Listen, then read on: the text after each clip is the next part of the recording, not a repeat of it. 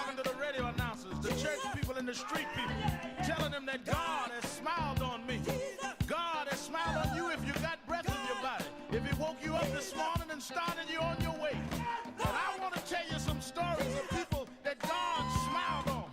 We know the story of Dr. Martin Luther King, how he started way back in Montgomery, Alabama in 1955, trying just to get dignity, trying to get respect. And he went all the way to the mountaintop. But he didn't forget about the brothers in the valley. He didn't forget about those trapped in the alley. And I hear Brother Martin King say, God has smiled on me. He's been good to me. Let me tell you, God has smiled on me. It's been so good to me. Then I see as Dr. King went on, another man stepped into the forefront by the name of John F. Kennedy, who rose up and said, let's not stand back. Let's not wait for a handout. Let's wait for a way out. He said, ask not what your country can do for you, but what you can do for your country. He said, don't us gravel and don't us moan, because God done smile on us. Let me say it. God has smiled on me. He has set me free. Let me say it. God has smiled on me. One more time. I want to say it real slow. I'll say God has smiled on me. He has set me free. Pick it up. God has smiled on me. I feel it. Then I went on by backstage at the Apollo Theater and I saw a man come out. They call him the King of Soul, James Brown. And James Brown said, Reverend, don't you worry. I started out as a shoe shine boy. I started out as a convict. I started out uneducated. But I learned to sing my song. And I sung it all over the world. I told him it was a man's world. I told him about the big payback. I told him Papa got a brand new bag. And all over the world, they can hear my voice. But Reverend, don't you frown. Don't you bow your head. Tell him what you told me, Brother Brown. God has smiled on me. He has set me free. Yeah. Oh, yeah. I want to scream, y'all. I want to scream, y'all. God has smiled on me. He has set me free.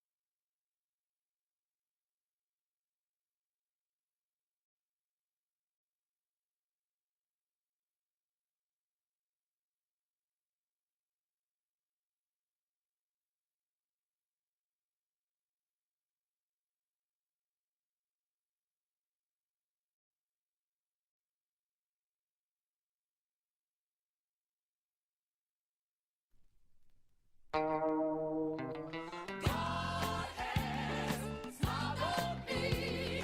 He has set me free. God has smiled on me. He's been good to me. Let me tell you, God has smiled on me. He has set me free. God has smiled on me.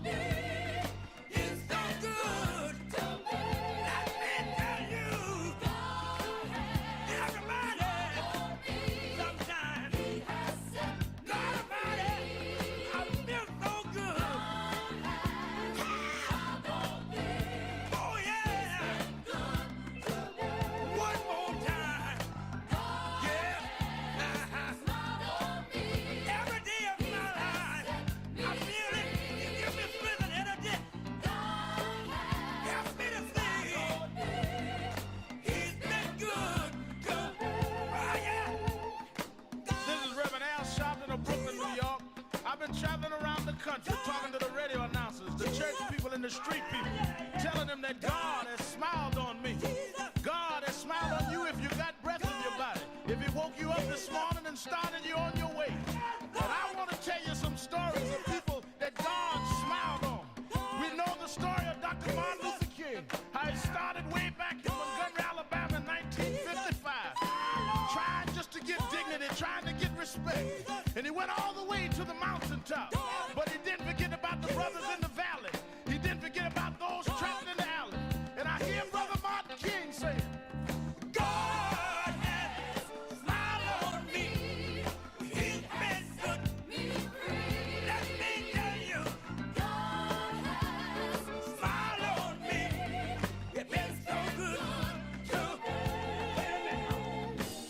Then I see as Dr. King went on, another man stepping to the forefront by the name of John F. Kennedy, who rose up and said, let's not stand back. Let's not wait for a handout.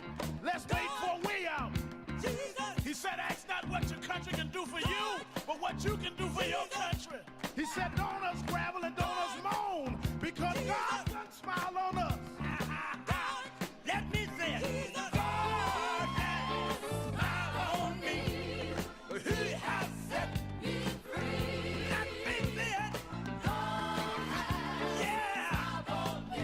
One more time. I want to say it real slow. I'll say God has smiled on me. He has set me free. Pick it up. God has smiled on me. I feel it. Then I went on by backstage at the Apollo Theater and I saw a man come out. They call him the King of Soul, James Brown. And James Brown said, Reverend, don't you worry. I started out as a shoe shine boy. I started out as a convict. I started out uneducated. But I learned to sing my song. And I sung it all over the world. I told him it was a man's world. I told him about the big payback. I told him Papa got a brand new bag. And all over the world, they can hear my voice. But Reverend, don't you frown. Don't you bow your head. Tell him what you told me, Brother Brown. God has smiled on me. He has set me free. Yeah. Oh, yeah. I want to scream, y'all. I want to scream, y'all. God has smiled on me. He has set me free. God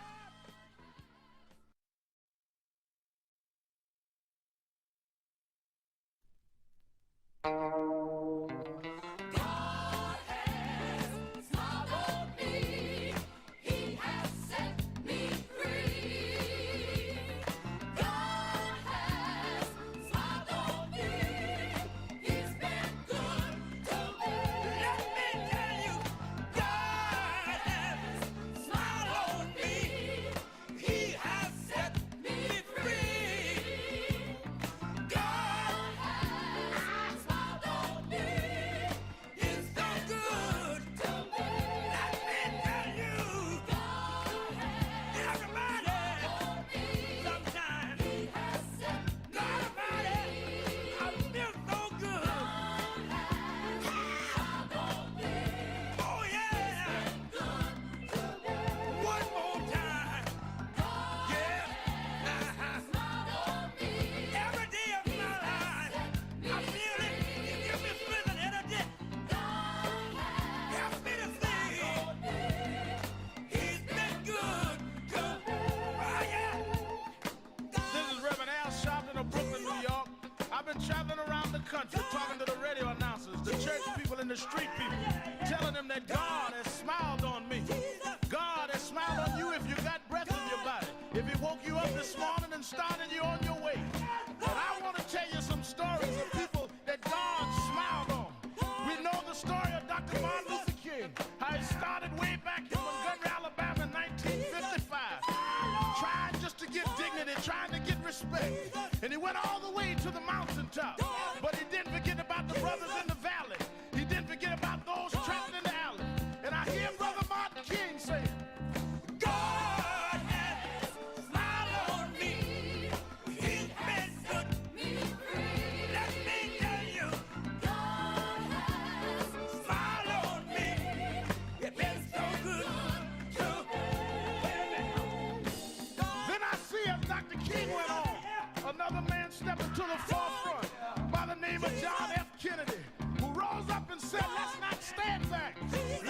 wait for a handout. Let's wait for a way out. He said, ask not what your country can do for you, but what you can do for your country. He said, don't us gravel and don't us moan, because God done smile on us. Let me say it. God has smiled on me.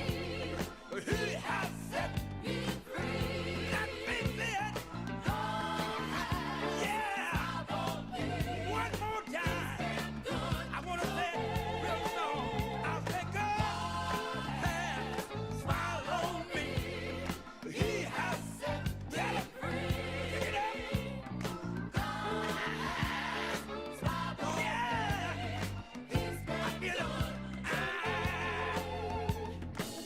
Then I went on by backstage at the Apollo Theater and I saw a man come out. They call him the King of Soul, James Brown. And James Brown said, Reverend, don't you worry. I started out as a shoe shine boy.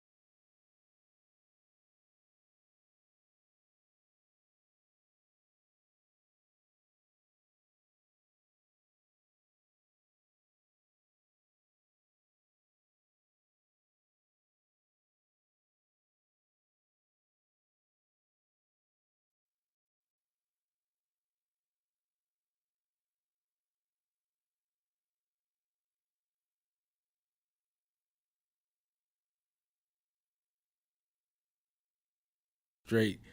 Let me start with, I watched some of the press conference today, this morning, of many of the victims of Jeffrey Epstein came to Washington and joined the some members of Congress in calling for the entire Epstein files to be released.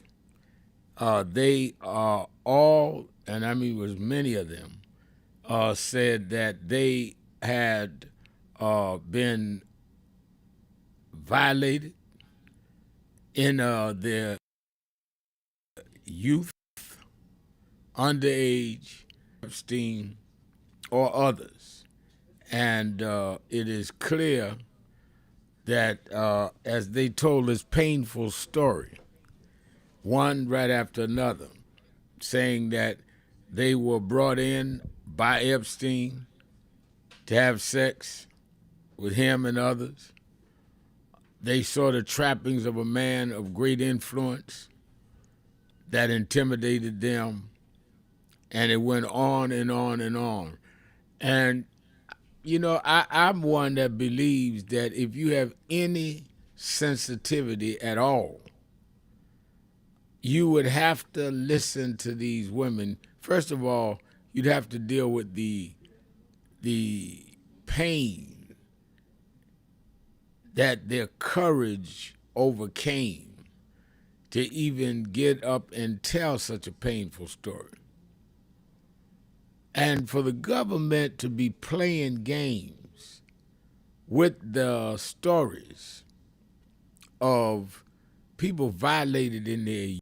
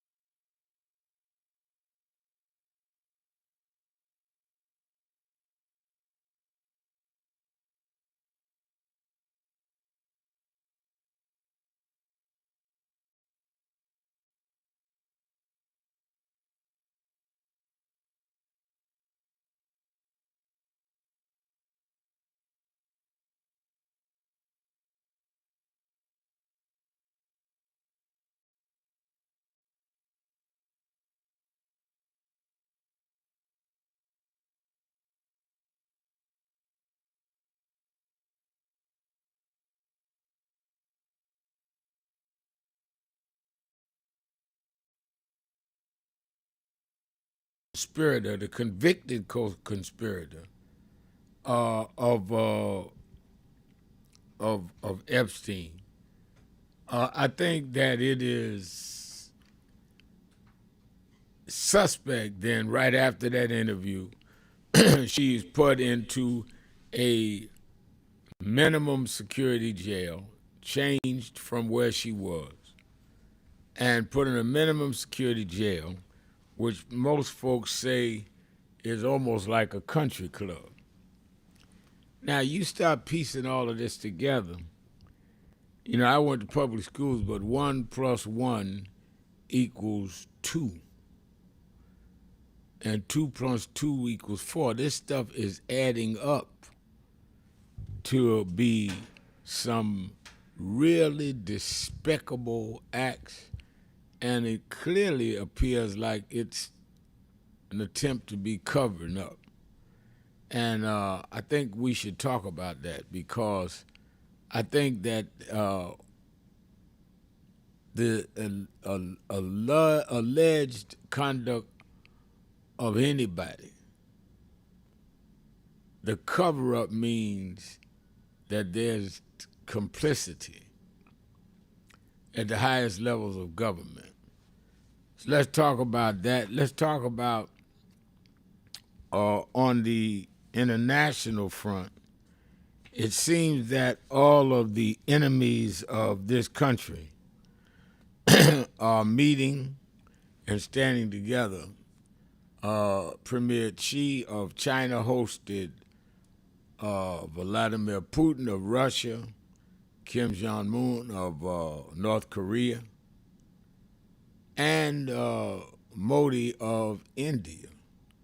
And they went for this huge parade of military power in China as they marched with new weapons and all. And they said that it is their intent to, in many ways, confront and stop the whole concept of the United States and the Western world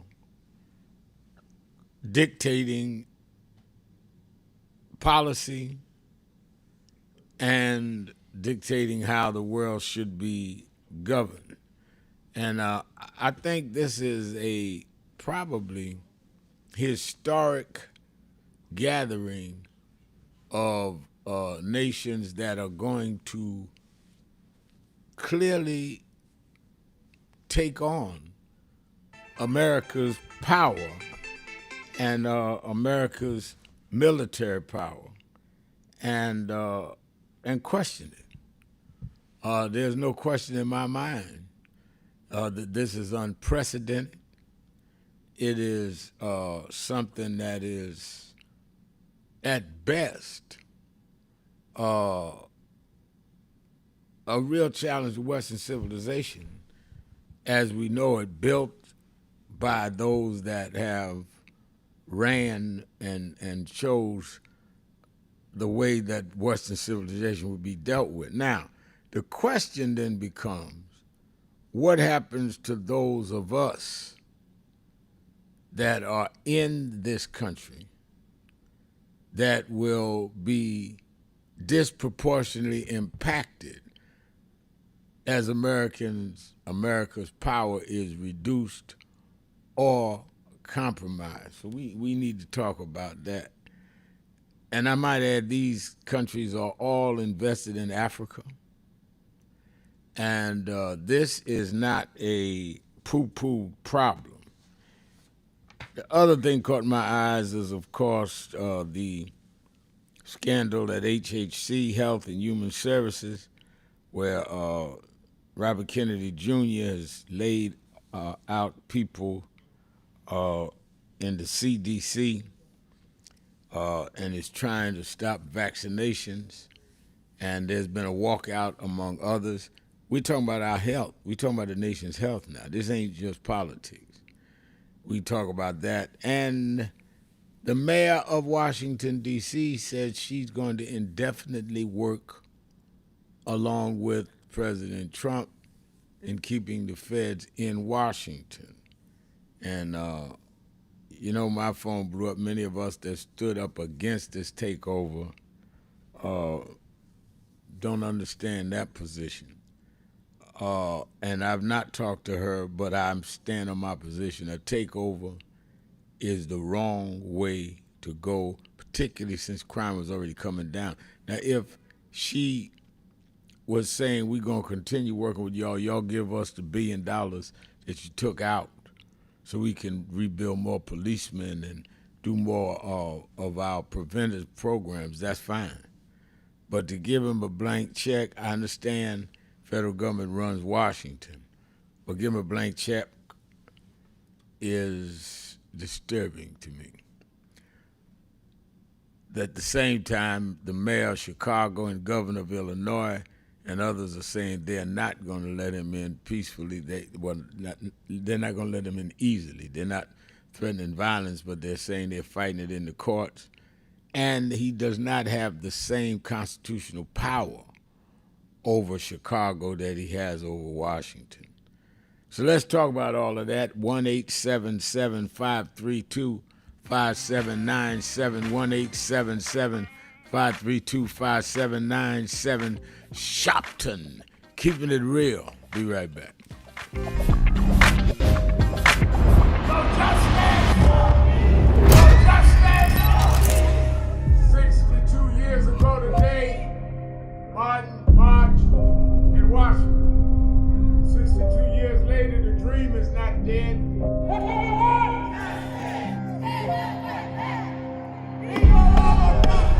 I'm here because I must be here. Democracy is not there for the pig, and you have to fight for democracy. That's what it is. What Trump will erase, we will replace. Is the dreamers in many cases have reversed and tried to turn it into a nightmare. We come to Wall Street rather than Washington this year to let them know you can try to turn back the clock, but you can't turn back time. We gonna keep the dream alive on Wall Street.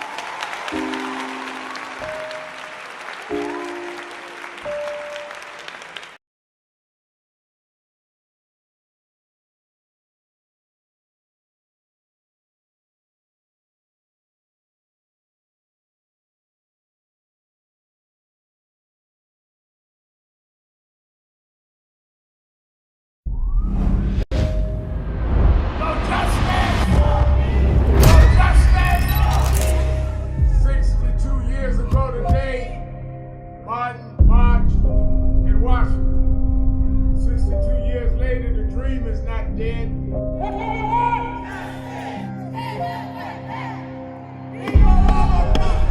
I'm here because I must be here. Democracy is not there for the pig, and you have to fight for democracy. That's what it is. What Trump will erase, we will replace.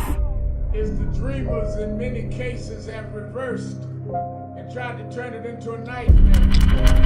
We come to Wall Street rather than Washington this year to let them know you can try to turn back the clock, but you can't turn back time. We gonna keep the dream alive on Wall Street.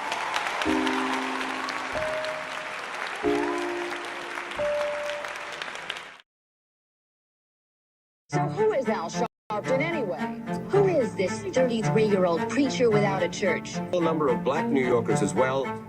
He is little more than a pudgy exhibitionist who can be counted on to show up, bullhorn in hand, at every racial incident.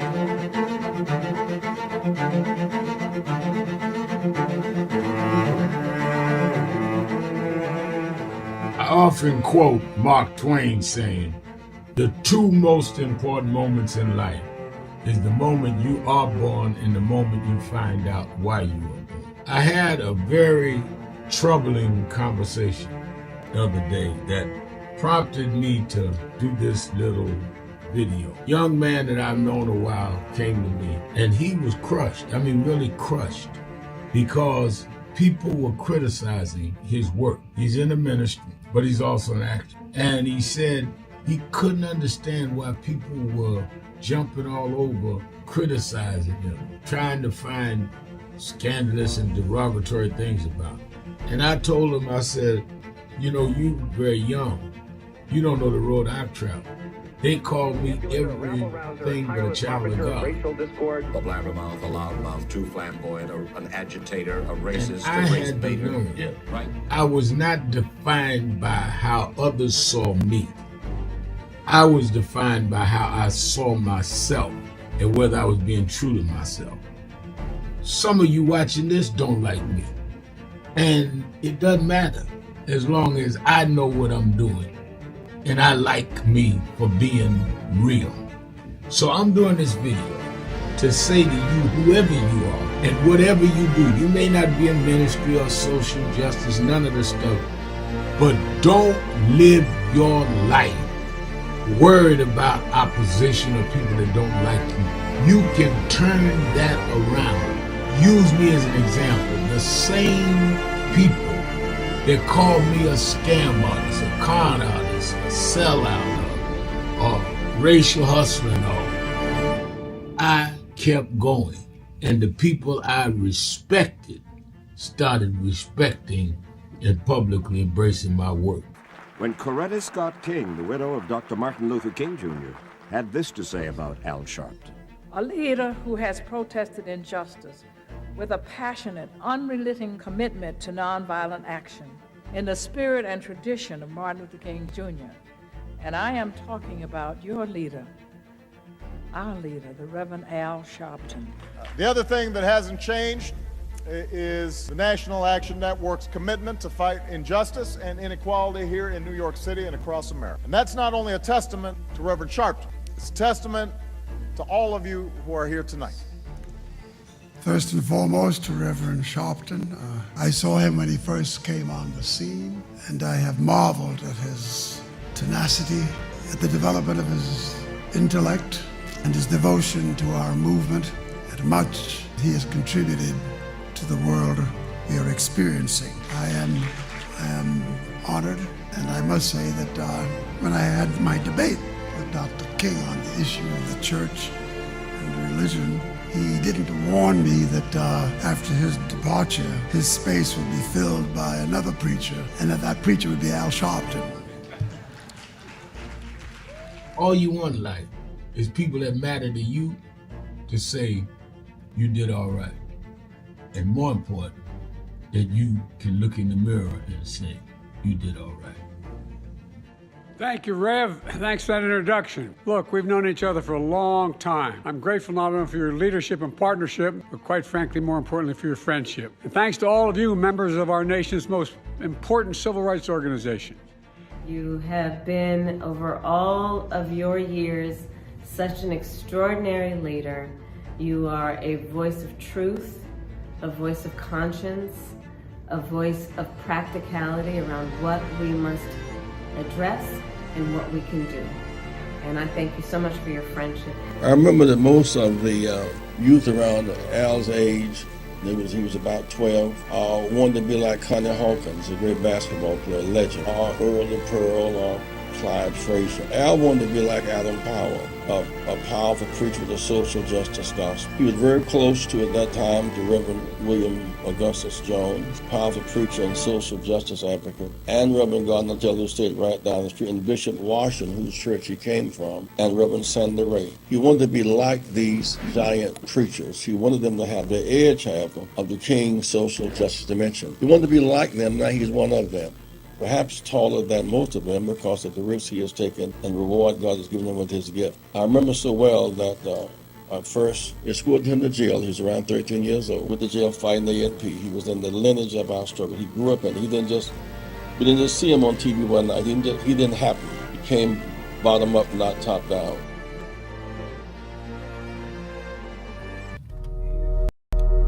I would argue that DEI is a result of those that by law and later by enforcement would not deal with diversity, would not deal with including people of color, gender, sexual orientation, as well as disabled. And the conscious effort by government and the private sector to begin to equalize the opportunities of this country was something that makes it more humane and fair for all of us.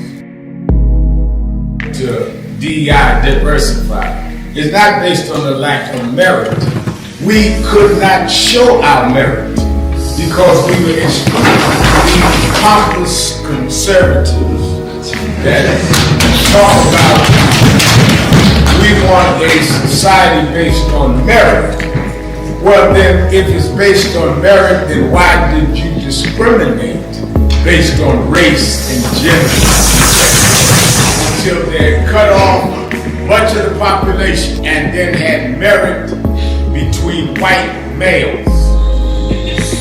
That was what they meant, not merit. Let's have real merit, but let's also make up the ground that those of us with merit was not able to compete.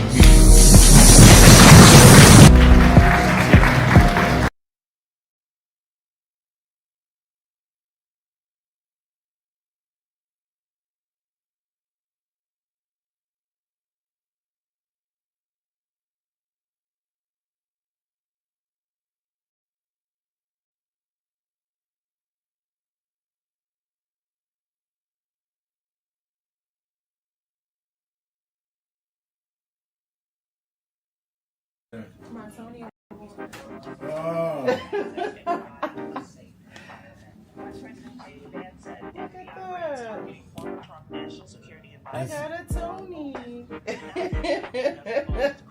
You got it? My daughter won a Tony Award. That's crazy. All right, congratulations. Thank you.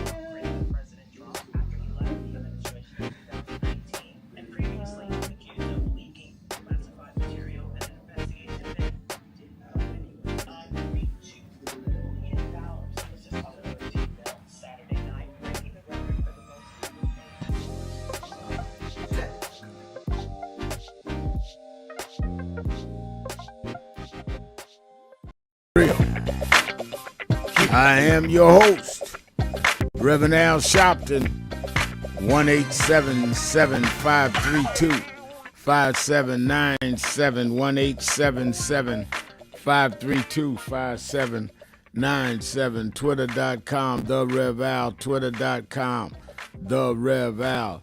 And let me say by way of announcements, I'm already on the phones. That's why I came back from break a little minute too late. I'm on the phones working, getting the right people on Politics Nation this weekend with all this going on.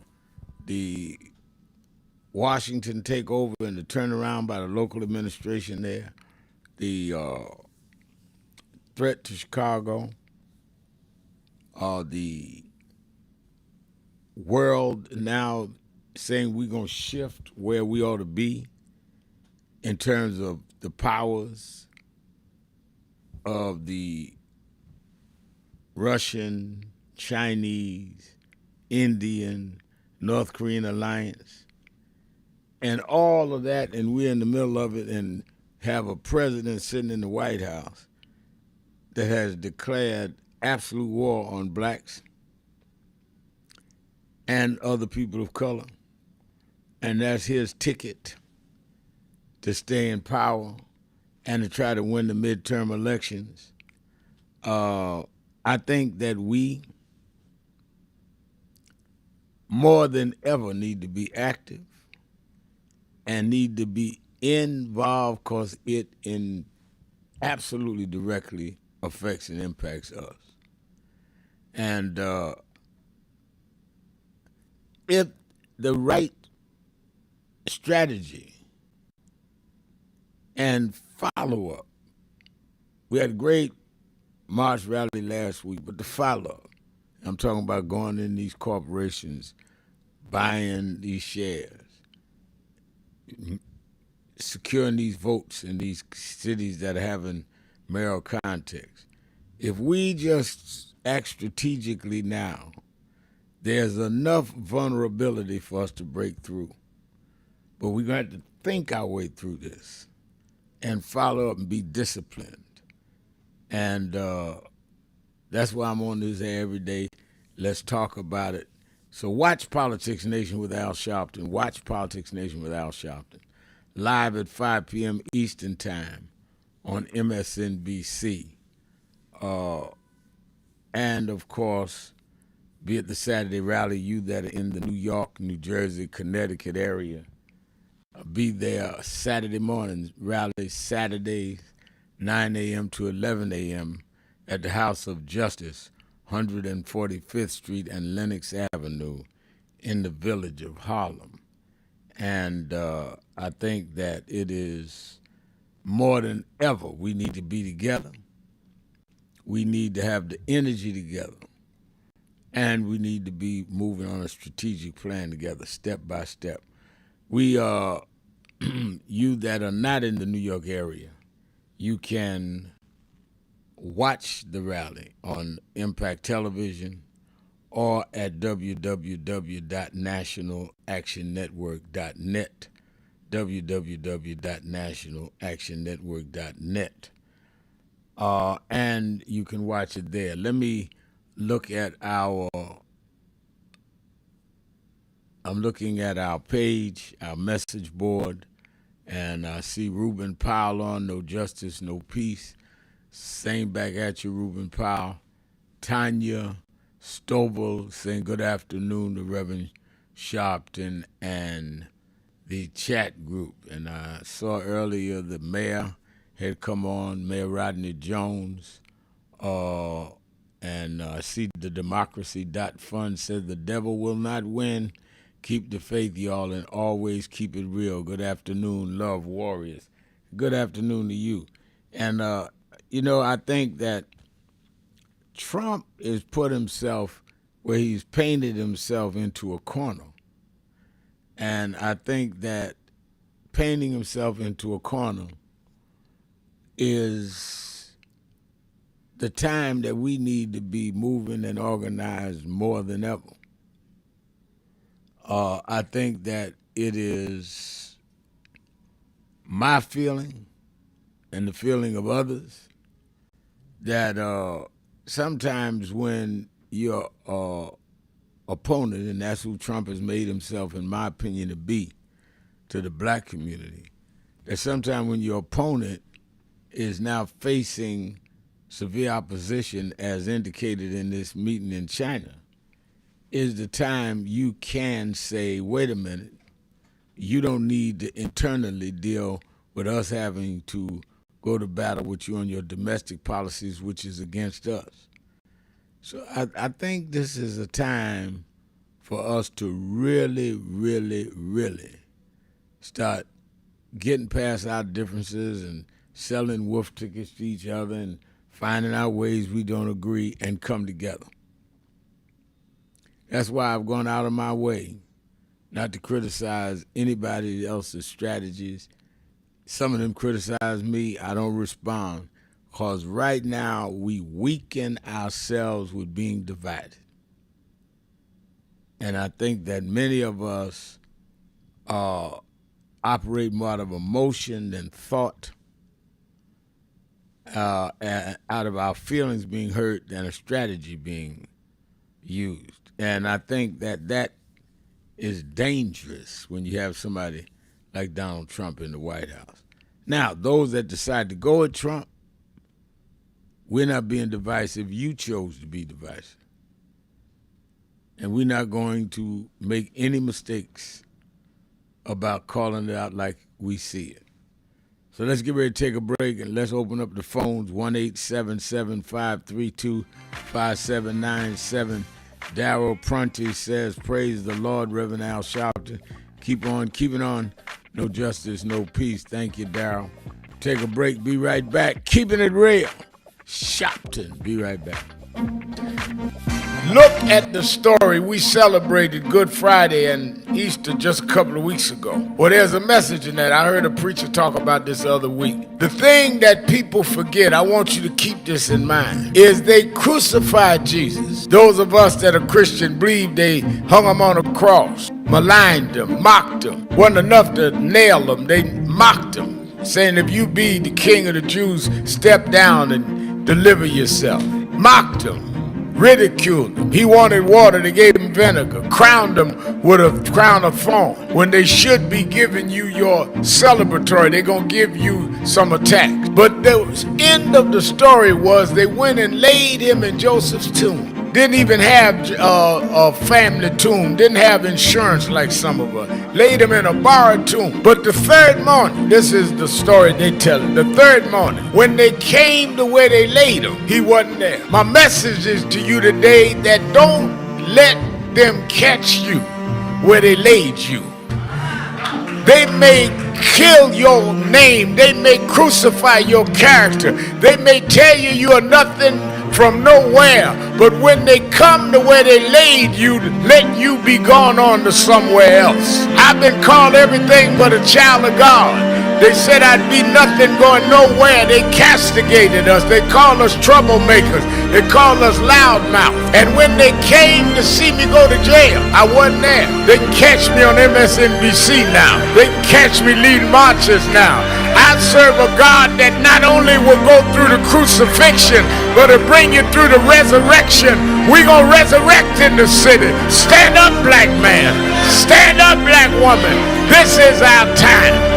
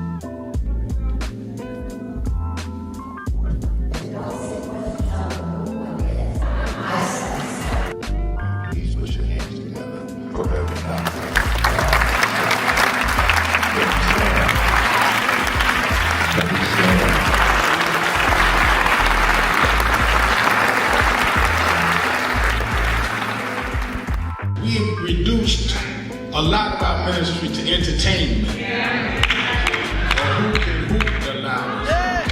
Who could run around the pulpit more?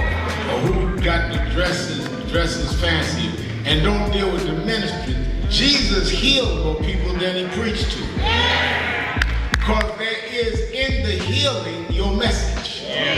They followed Jesus because he healed a woman with the issue of blood. They followed Jesus because Jesus saw a blind man named Bartimaeus.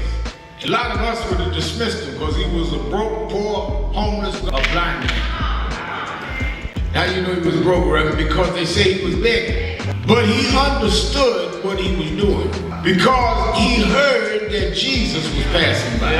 And when Jesus got close enough, he said, Jesus, son of David, come see about me.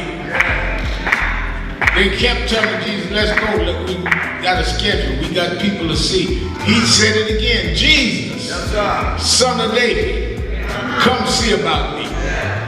And when he did it the third time, Jesus stopped and went and healed the blind man. Now, what I get out of that scripture, Bishop Daughtry, is that the blind man told Jesus, if you are who you say you are, you're going to stop and see me. And if you stop and see me, you will confirm who you are. But when we are pastoring and leading in communities with bad health, we cannot be the followers and representatives of Jesus and walk by people that are sick and we not be part of making them well.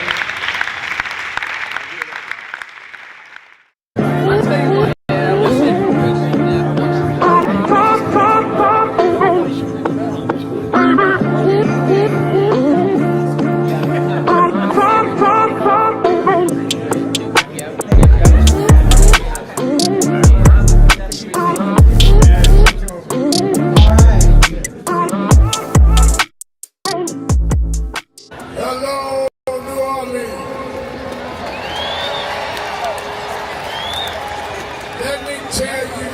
say, they did not think we could come and be here tonight. They cut budgets and advertising, but one black man, Rich Dennis, said, I don't care. My families come together every 4th of July weekend, and Essence will happen, because that's who we are. Give a big hand to Rich Dennis for bringing us back.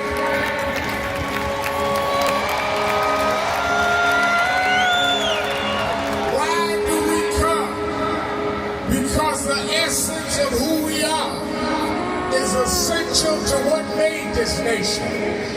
We built this nation. We made this nation. We created the essential dollars that this nation lives off of. We don't care what bill they pass. We will not back up. We will not back down. We will not give in. We will not be chased out. We don't care who's in the White House. We will organize our house by house.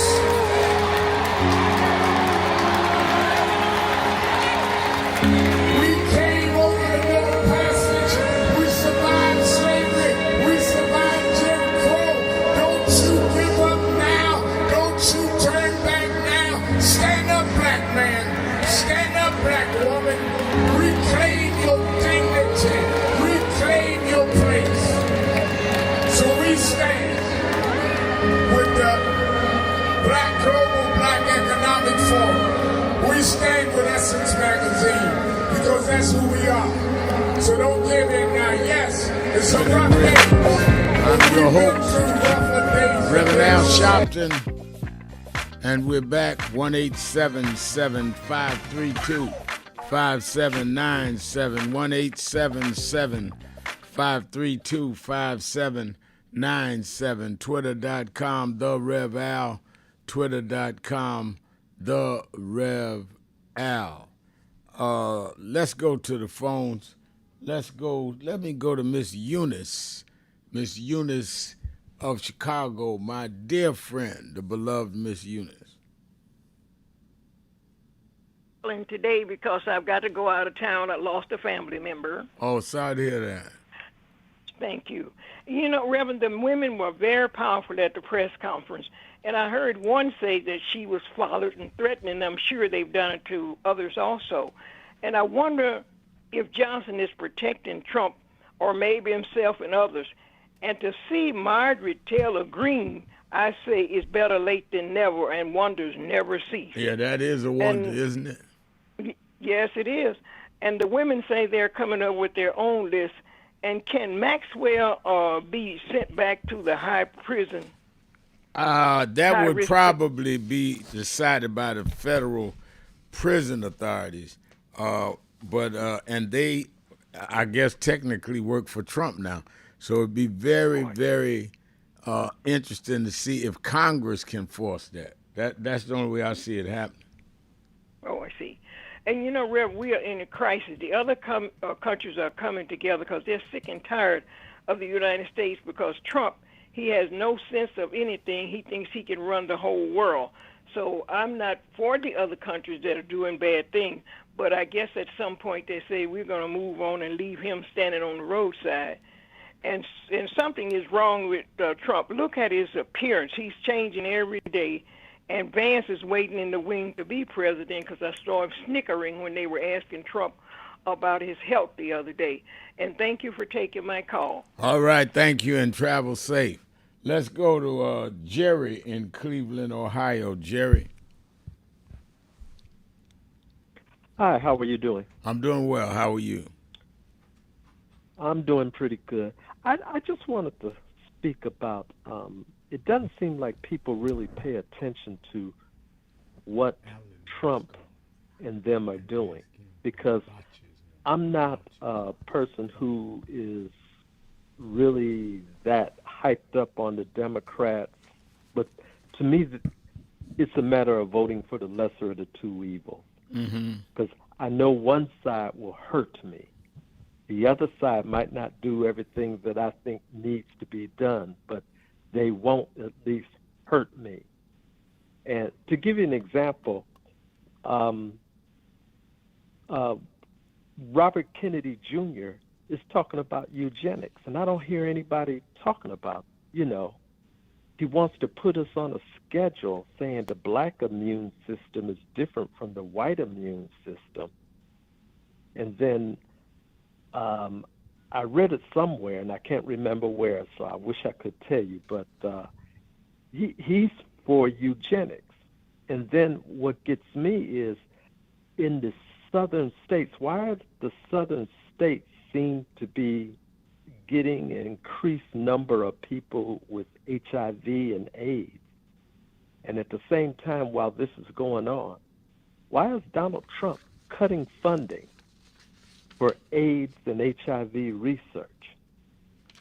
This doesn't make sense to me. What would be his purpose and explanation? Why is nobody getting him to explain why he's cutting funding for that? I was watching MSNBC, and there was a congressman on, and he had a, what do you call it, when they, town hall. And he was telling people that Joe Biden cut funding for cancer research, which is a big lie. Joe Biden was trying to put more money to cancer research. Am I right? That's right. That's absolutely right. His son died from cancer. That's but right. This guy got up. Of course, the people didn't seem to believe him. But my thing is, and I've said this to you before, can you explain to me why the Democrats don't seem to go after their base more stronger? Why didn't they fight for the voting rights? Why didn't they talk about the voting rights as much as they talked about abortion and as much as they talked about transgender? It seemed like they talked about it for a little while and then they stopped.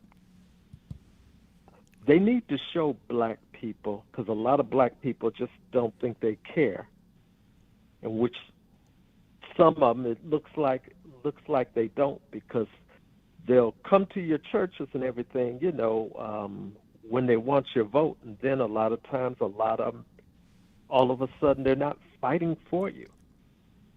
And I totally agree. I believe me, if I had the confidence that they were going to fight, I wouldn't be fighting as hard as I am. You got to remember, Jerry, I ask a logical question that I think is logical. A person from a political office in New Jersey said to me, Reverend Al, you out here, I see your TV show, radio and all that. He says, what made you call this march on Wall Street? I said, because nobody else has. Where are the Democrats? Where are the civil rights? Where is everybody? These people have been pounding on us for 7 months now, and there's been no real response to show strength in the streets other than some of the progressive groups that y'all are saying are too radical.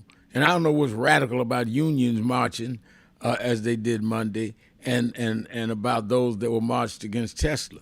So I not only think that the Democrats have been too dormant, I think some of my colleagues in the civil rights organizations have been, including some of the young activists. They've not been. I remember in 2020, Jerry, we called a big march in Washington. We called a big march in Houston around George Floyd, and then there were young activists who wanted to do their own thing, which I get it, because we always have had different. SNCC was different than Dr. King. I don't even see the young activists out there saying anything. This man has intimidated everybody to silence, and I refuse to be silent. And see, that's something I don't understand. I was just telling a buddy of mine, it didn't make sense for me to see a lot of these lawyers fold. Why didn't they all band together? These colleges fold. And I would love to see, if you have these Congress people on your show, why weren't they speaking out about your march? Because of my being visually impaired, so this recently came upon me, so I'm not comfortable going out and going to things. I understand. You know, I made sure some people know about it because a lot of people didn't know. And to me, it's frustrating. I want to hear them explain why. You know, they could complain all they want. To me, they're a bunch of whiners. They get up there, they whine and stuff. But you're doing something about it. So why aren't they supporting you vocally?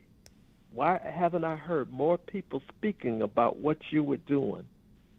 Because the more of them that would speak out, the more power.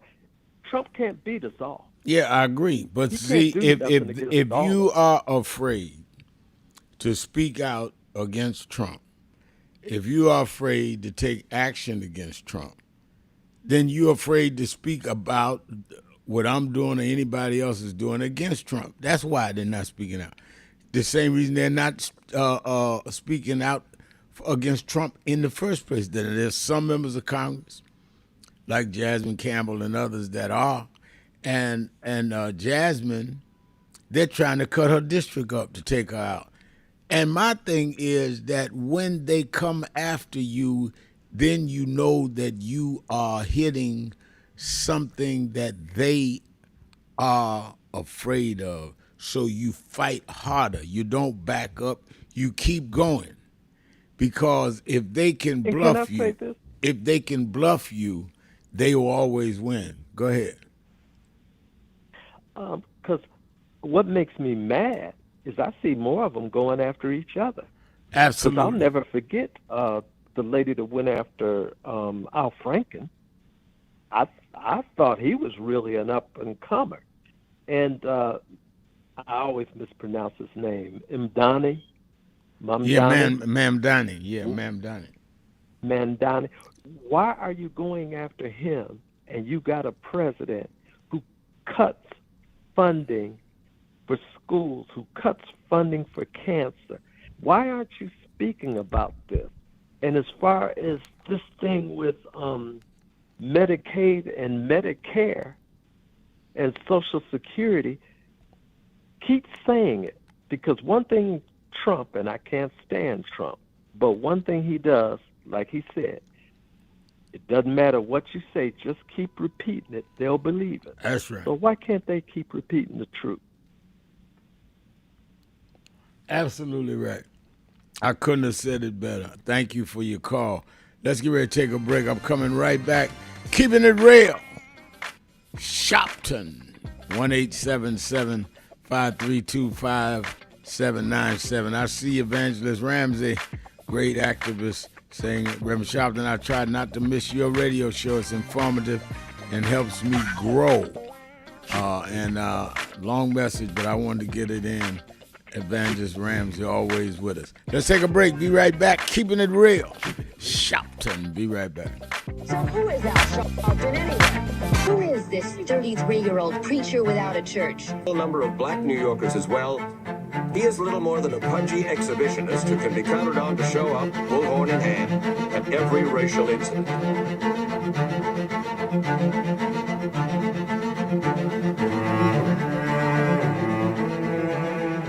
I often quote Mark Twain saying, the two most important moments in life is the moment you are born and the moment you find out why you were born.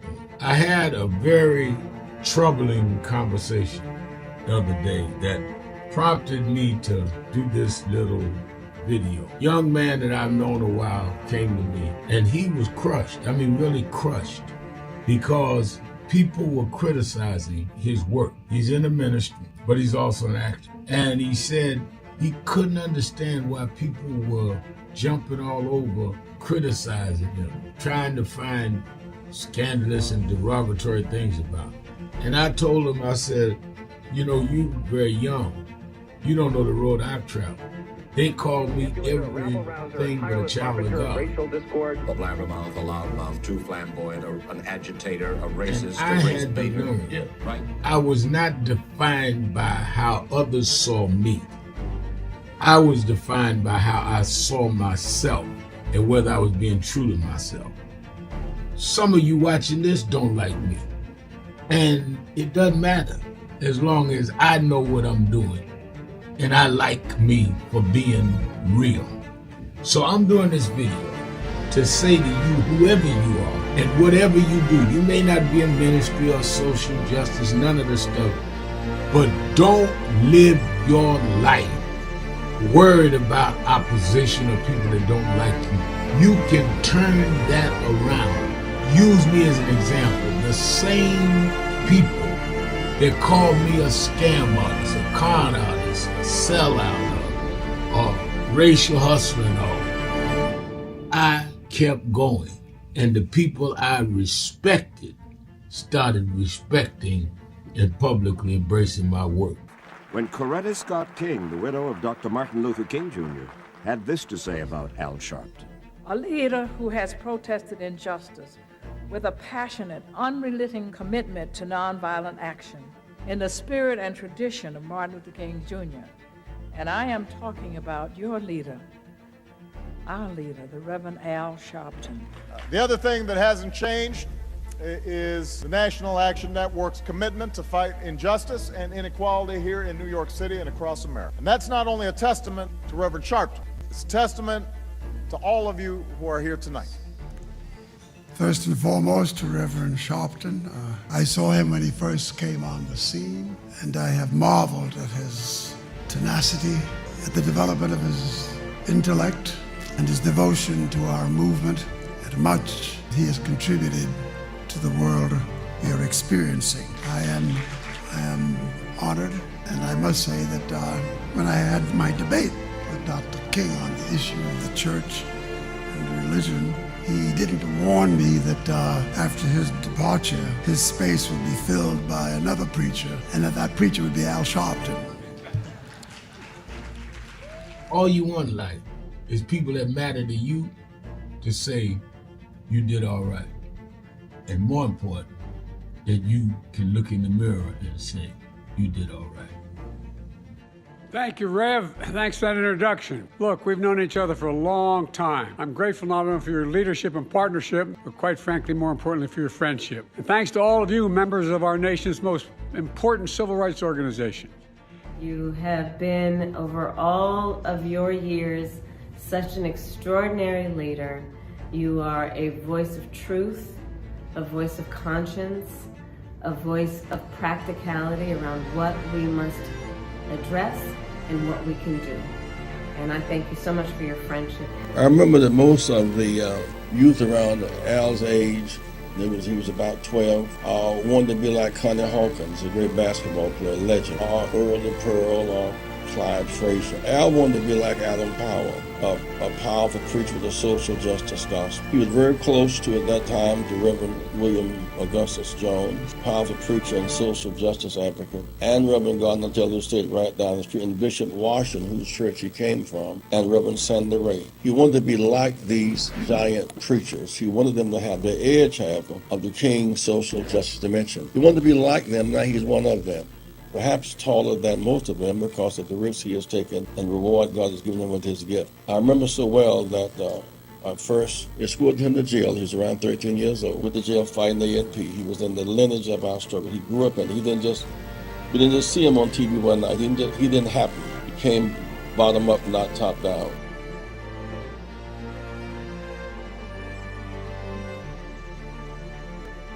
We have a holiday today. So we just wanted to greet you all and thank you for allowing us in. Yes, sir. We would go, we was here. They were on the plantation. Our family was on the plantation. Wow. And that's, of course, that's the slave house. That's one of the slave houses. Good to see you, sir. It's been 13 years. That's right. Good to see you been? Doing fine. Good.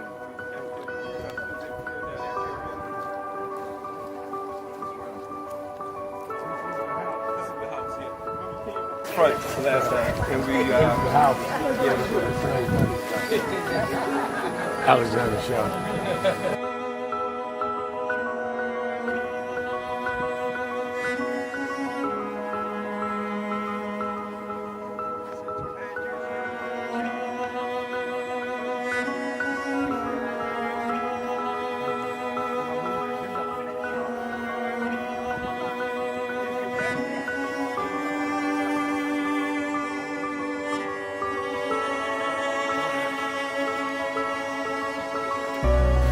How many slaves were staying there? I have no idea. This is where they would have a slavery. Yeah, that's when exactly. That was exactly.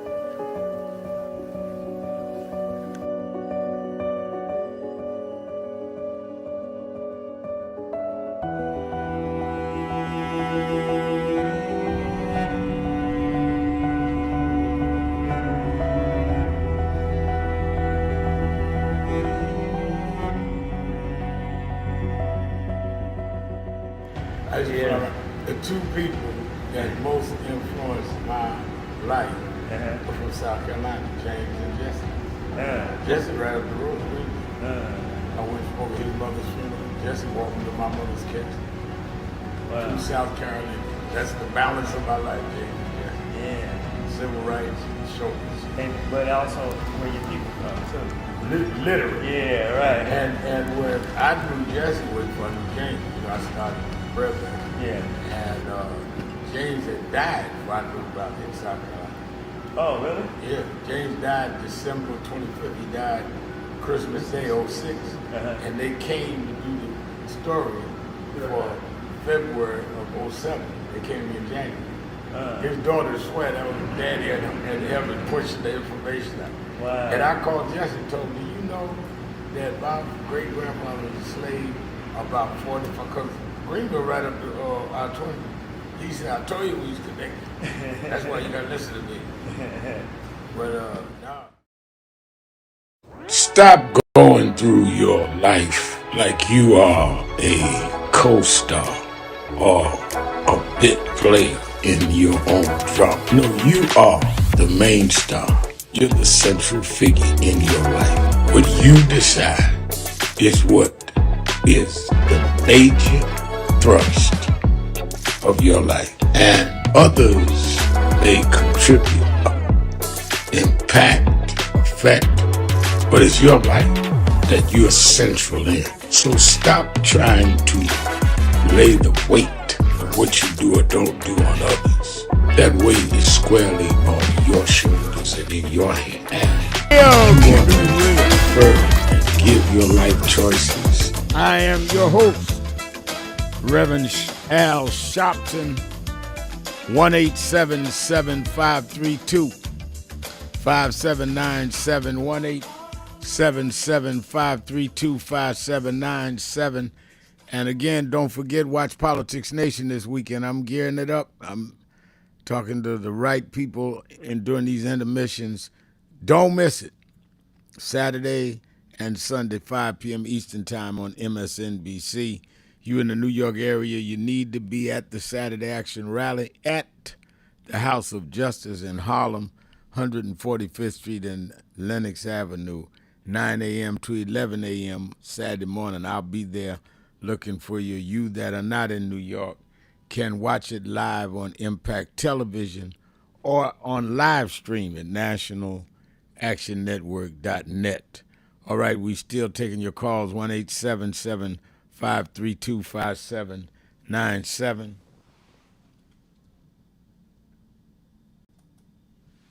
Let me go to Christine in Manhattan, New York. Christine. Reverend Al? Yes. Thanks for taking my call. You know, I have to say, I was listening to the commercial, the House of Justice. I used to come, and then the body wouldn't let me anymore. But I thank God that I was able to get on the bus at the House of Justice and go to the march. down to Wall Street. I hadn't been in the House of Justice since the last volunteer thing that I did was loudmouth. So that was a long time ago, 4 years ago. Mm-hmm. But I'm so happy that I was able to participate. And I feel so good. I was on the bus with Chaplain Jade and Antoinette. Reverend Al, those ladies took care of me. I owe them big time. My legs were hurting so bad, and we walked back to the bull. But you had the chairs there, and everything was lovely. And I thank God for that. And I just, I always said, listen, I told you before that I am a year older than you, and I was born in Edgefield, South Carolina, a year before you were born. So when I got on that bus, all my life just went back, just thinking back what I had gone through, and thanking God that I was able to be part of that march. I had never been on the bus before, and I loved the way it was organized because we changed numbers, and so everybody looked out for each other, and I appreciate that. And woke up this morning. I love, and Cory Booker is engaged. Yeah, he That's sent me beautiful. pictures over the weekend that he's engaged. That is beautiful. It is. Take care. Thank you. God bless you. Thank you for your being at the march, and thank you for telling me that they were doing the right thing on the buses. Thank you very much. Let me go to Doll. I'll read what Doll says on our message page. She says, good morning, Reverend Sharpton and chat, watching from Los Angeles, California. Well, good morning out there in Los Angeles. And Tricia is saying good afternoon, Reverend Al, and everyone on the message board. Tricia is like me on the East Coast, so it's afternoon here. But Doll's out west where it's still morning. Let's go to Atlanta, Georgia, to Faye. Faye, you're keeping it real with Al Sharpton. Good afternoon, Rev. Good afternoon. And thank you for all that you do. You hearing me okay? Yeah, I'm hearing you fine. Okay, thank you. And I also want to thank you for last week for that march. I had a good time. Like you said, the people, the group that I was around, they were nice, and we were taken care of on the bus. So thank you a lot for that. I appreciate that. I had a good time. I learned a lot. Oh, thank you. You're welcome. So I'm going to talk about, first of all, you're right about our condition in terms of we're too, I had the right word a minute ago and it's gone, but we're too quiet. We're too withdrawn. We're too much to ourselves in this matter. I think a lot of people are thinking that when a country is moving towards dictatorship, they think that it's going to happen rapidly or overnight. People have to understand, I know everybody don't have my background in politics, so I know a little bit about some of these stuff. But most of the time, it's a slow process. It could take 2 years, 3 years, it could take 10. Most of the time, it's a slow process. So what I'm thinking is that we're going to wait too long. Hopefully, we have the right leadership and get out of here before we wait too long before this thing sneaks up on us. Those of us that's going to stay here. Because I told some people that when I have my little talk with my friends and associates, that we need to either fight or flight. So we need to make a decision what we're going to do. Mm-hmm. Are we going to stay? Are we going to stay and fight, or are we going to move? So once we make that decision, then it's time to do something. Once we make that decision, we don't start starting to leave the country or get ready to fight. I think most of us probably going to fight. So getting to this fight now, the G7, we don't have a military. And if it comes down to it, it looks like it might come down to it, this man want to put the military everywhere in our city. It looks like it might come down to it.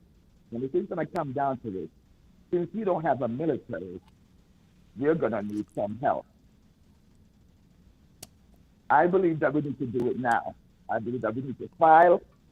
Somebody said back in the 60s that was done. I'm not sure. I need for somebody to confirm that. Somebody said that in the 60s what was done.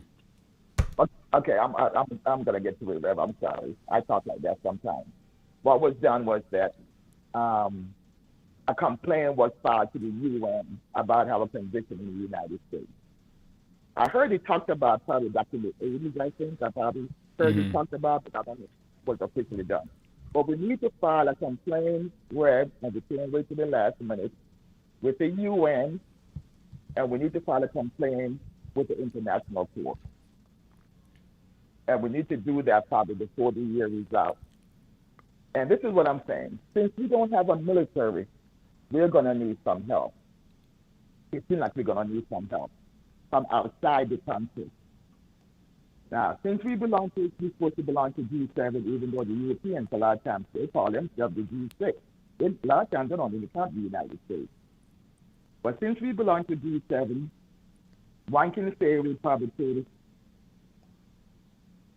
discuss it to a couple of those countries, to the G7 countries, and see what they come against. Because I don't think we're going to be able to handle this ourselves, especially when people are not coming up. People, I mean, I say people, I'm talking about politicians, lawyers, political scientists, activists. If they're not really coming out, we're going to need help.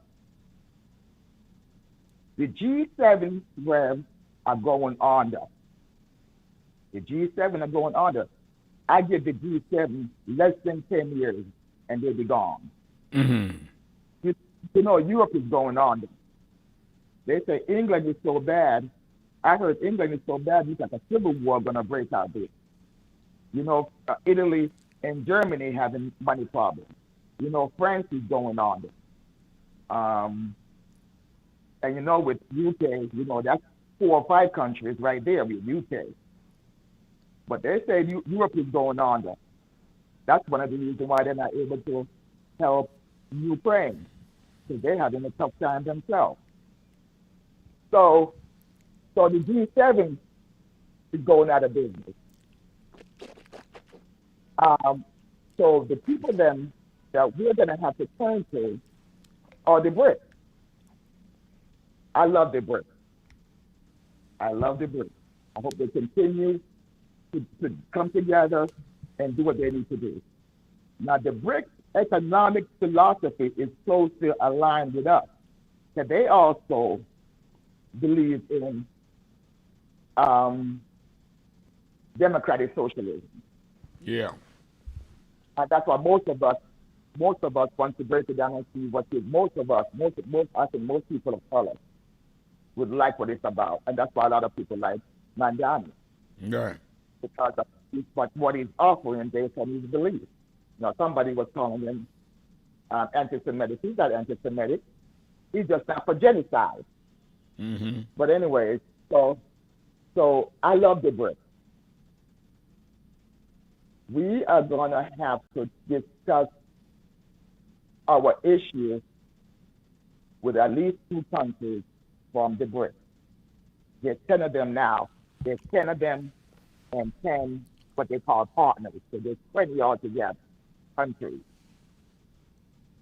We're going to need to discuss it with them, our issue, because I see a problem coming up. If this man continues with his craziness, I see a problem coming up with us, with the ones that's going to be here. And if we don't have any help, military help, not necessarily for fighting, but to back us, we're going to be in trouble. Right. The BRICS are all right.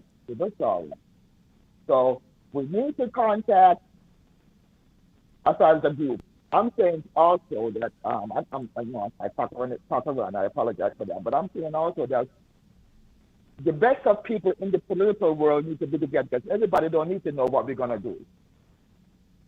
So the political scientists, the lawyers, the political scientists, the activists, the psychologists, those type of people, 5 or 10, they need to meet together so they can discuss strategies. So like you said, we gotta do this a smart way. We gotta plan this through. It takes time to plan something through, and pick out the what they call it, the nuts, the nicks, pick that out. But I just want to say that we're going to have to contact, since we can still deal with G7, I guess. I prefer the BRICS over G7, because the BRICS, those are the imperialistic countries. Them are the ones that got Africa in the condition Africa is in. I'm sorry, not the BRICS, but NATO. NATO is the ones that got Africa in the condition that it's in. They're the ones that still steal from Africa. That's NATO that's doing that. The reason why they turn to China and Russia and India is because they need help. They're not going to turn to America or Europe. They need help. And Russia and China, they don't have a history of dominating other people's countries. They do what they need to do, and they do so far. That's the main issue. No, well, we need a long-term and a short-term strategy. You're right on it. Thank you, Faith, for your call. Let me take a break. I hear the music. Keeping it real. Sharpton. Be right back. Breaking.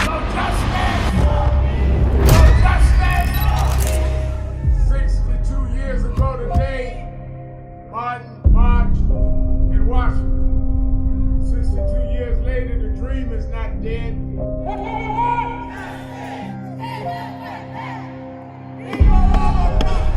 I'm here because I must be here. Democracy is not there for the pig, and you have to fight for democracy. That's what it is. What Trump will erase, we will replace. Is the dreamers in many cases have reversed and tried to turn it into a nightmare. We come to Wall Street rather than Washington this year to let them know you can try to turn back the clock, but you can't turn back time. We gonna keep the dream alive on Wall Street.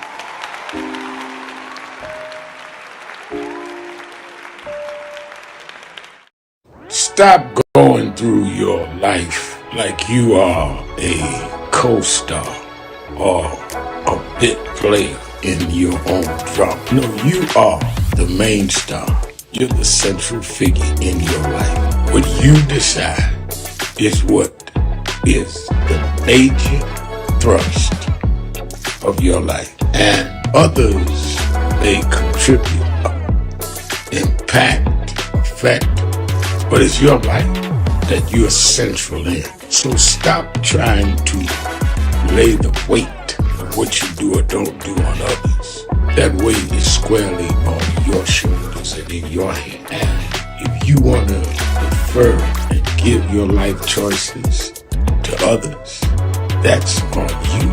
If they have any sense at all, they will be so busy trying to conduct and properly guide their life, they will not have time to try to major in your life.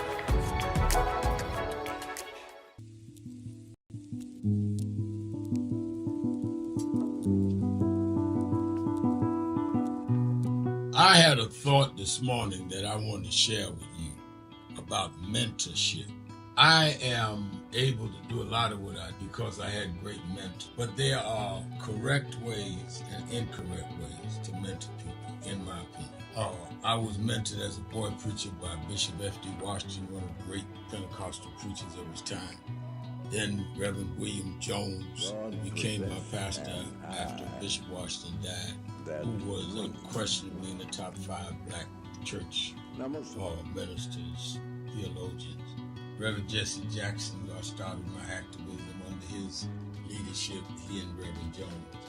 And I learned politics directly as a youth director from Shirley Chisholm. So even though I didn't finish college, I had the most unique education in the world from being exposed to giants.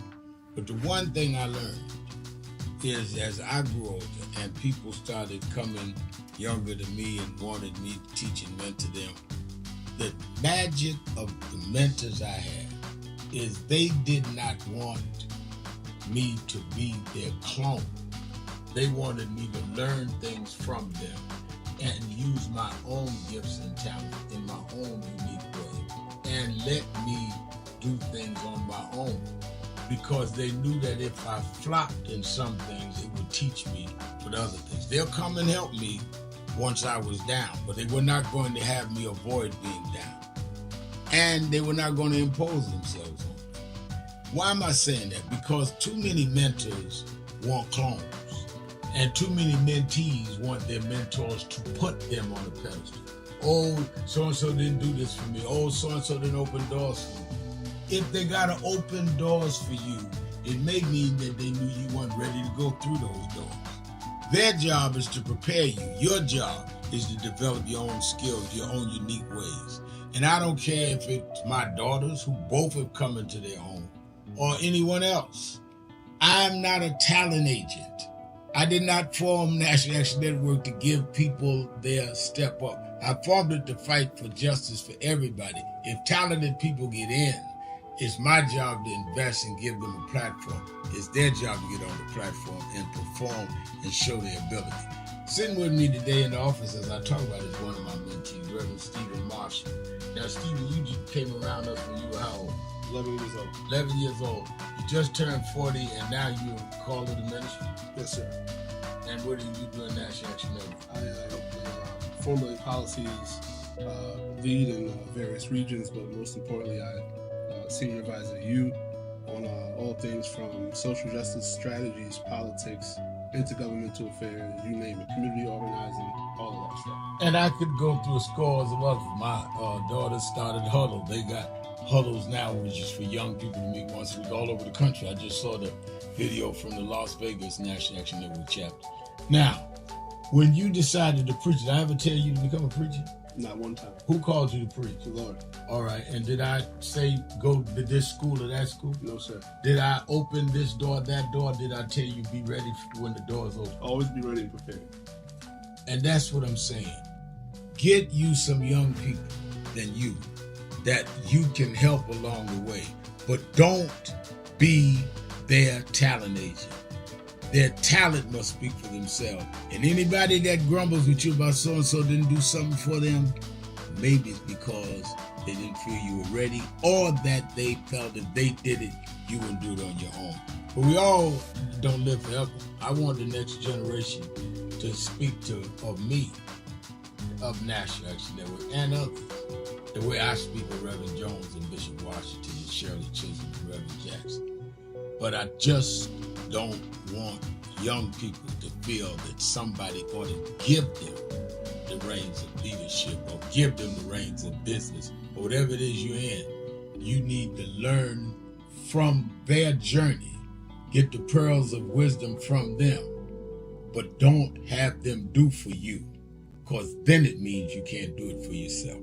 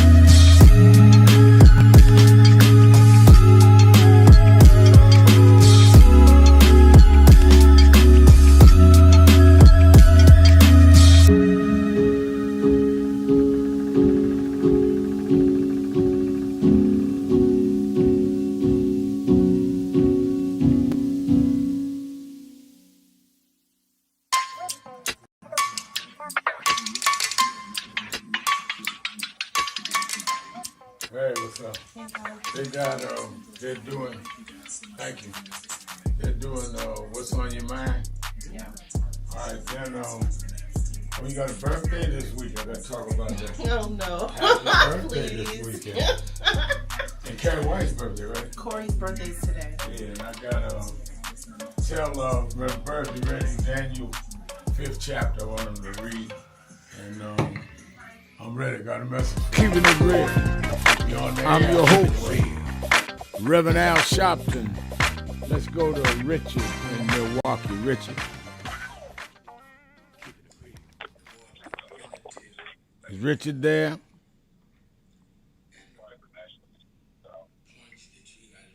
So this is Ira from Washington, D.C. Hello? Okay, we got the wrong person. Ira. Washington, D.C. Yeah, go ahead, Ira. Okay, look, they didn't tell me it was on. But anyway, what I want to talk about, since they got me on, it was in reference to, I saw an article today that they said that there was an MSNBC, and I was watching Fox News Network when I was at work. They was on the line, or they was on air talking about those women. All those women was representing something about Epstein did with them, and Trump was included. I was watching that, and even Marjorie Taylor Greene was there in support. I saw that. I switched to Fox News Network at the same time when he was on there telling them, this is his narrative. He's saying that, somebody asked a question. He said, well, I know that women are in Washington, D.C. in reference to the Epstein file. It's a witch hunt. It's this, that, by the Democratic witch hunt. That's his narrative. Always switching to, it's a Democratic witch hunt. I get that.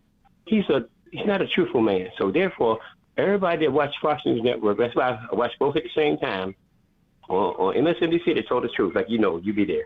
It's Fox News Network, since he bought and owned and told them what to say, these folks were not having it. That he told them that they were not, it's a witch hunt. Everything's a witch hunt when it comes to us. But when it comes to his truth about where you there, he goes to somebody else. He always tells them to go to somebody else. So therefore, we need to stay focused, because he's not a truthful man on Fox. So he never would go to MSNBC. He'll never show his face there. But as we stand, I'm just letting you know that that's the narrative that he's spinning with his small base about Democrats. Always Democrats are trying to witch hunt. That's his only favorite line. And that's my first thought. But the second thought is this. I just saw an article about crypto stuff. Donald Trump has bought a lot of stuff. A lot of the Republicans, a lot of people that have money bought crypto. Now, what he's saying is, out of the blue, all Americans to know, if you got to buy bonds, don't buy no bonds. Because he said he wants people to buy bonds to send down the debt in America so they can switch over to this crypto stuff. So he wants Americans to buy bonds. I don't buy no bonds. Nobody should buy bonds. Nobody should support this system because they got a debt. That's their debt. And that's all I want to say, Mr. Sharpton. Thanks for taking my call. All right. Thank you for your call. Kennedy Marie Shabazz is saying on our message board, Reverend Sharpton, Florida moves to end all school vaccine mandates. We have a serious problem coming. Very serious, because if they do that, that can cause infections to start rising and capture everybody. That's how you get these pandemics. What Robert Kennedy Jr. is doing is, in my opinion, not only immoral but criminal. Because you vaccinated your children, Robert Kennedy Jr., and I know Robert Kennedy Jr. And now you don't want others to be vaccinated? Now, don't get me wrong. I don't think all medicine is what it says. But what has been tested and has proven to be durable and needed, we need to have. Richard in Milwaukee. Let's go to Richard. He just hung up, sir. All right, let me go to Rick in Germany. Richard hung up. Let's go to Rick in Germany. Brother, good day, Brother Sharpton. Good day, good day. I wanted to talk about the future of Africa briefly with you.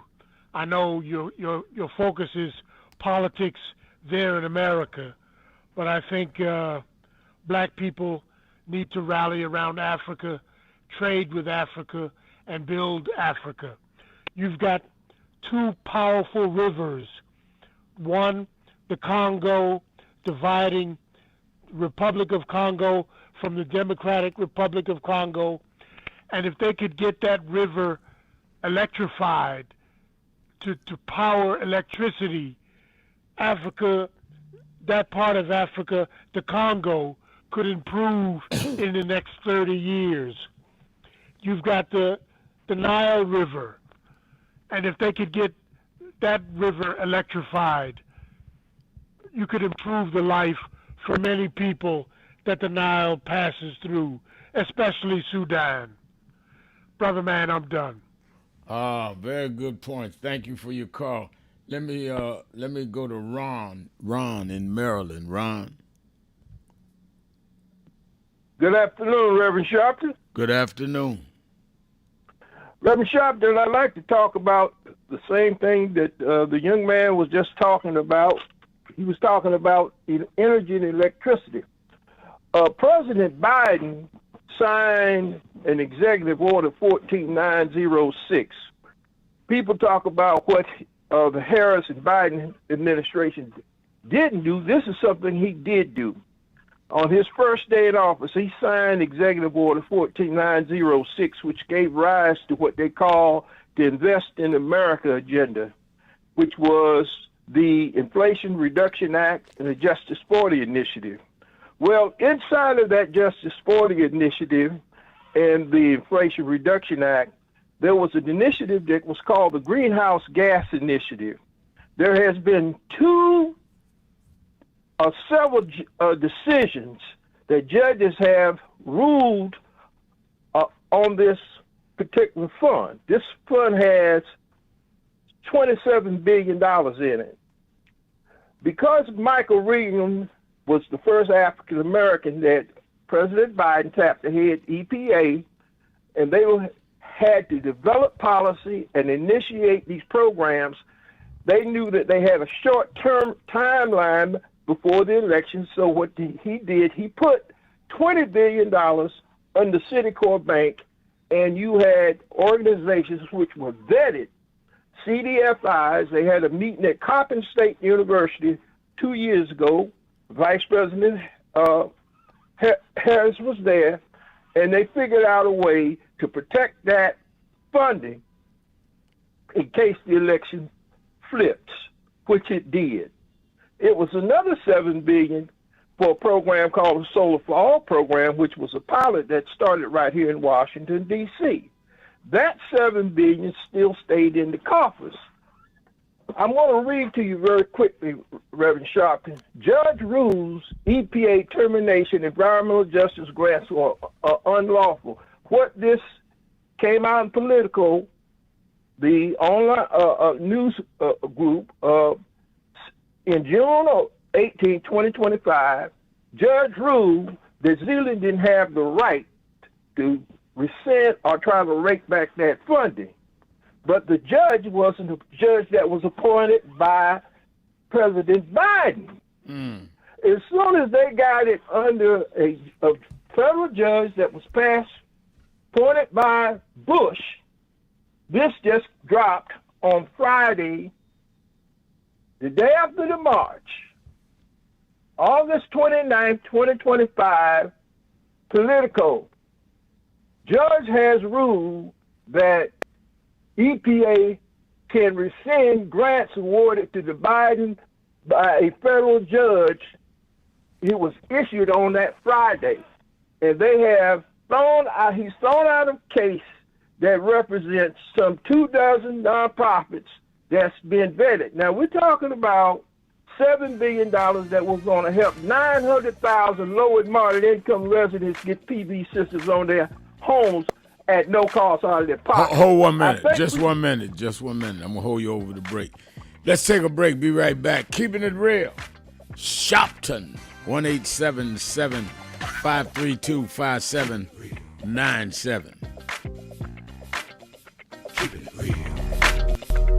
I would reality that DEI is a result of those that by law and later by enforcement would not deal with diversity, would not deal with including people of color, gender, sexual orientation, as well as disabled. And the conscious effort by government and the private sector to begin to equalize the opportunities of this country was something that makes it more humane and fair for all of us. To DEI diversify is not based on the lack of merit. We could not show our merit because we were pompous conservatives that talk about we want a society based on merit. Well then, if it's based on merit, then why did you discriminate based on race and gender?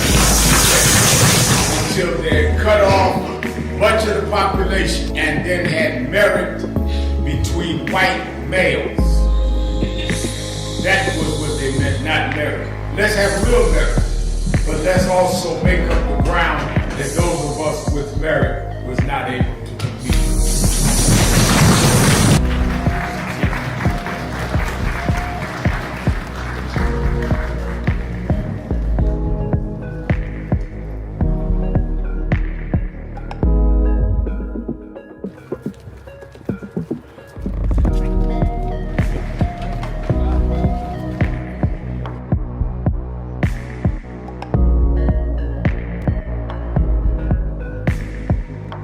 I want to ask you a question, and that is, what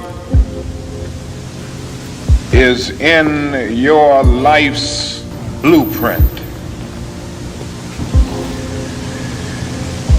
This is the most important and crucial period of your lives, for what you do now and what you decide now at this age may well determine which way your life shall go. And whenever a building is constructed, you usually have an architect who draws a blueprint.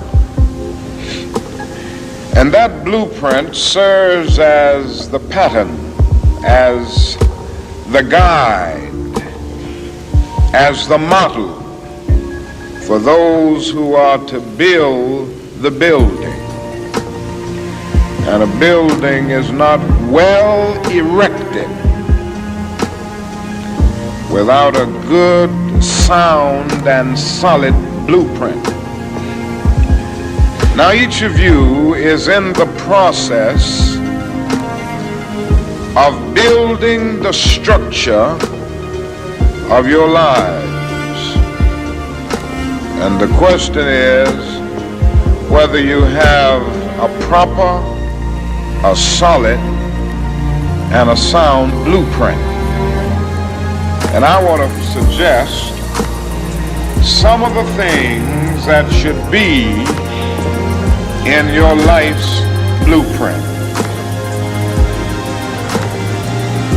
Number one in your life's blueprint should be a deep belief in your own dignity, your own worth, and your own somebodyness. Don't allow anybody to make you feel that you are nobody.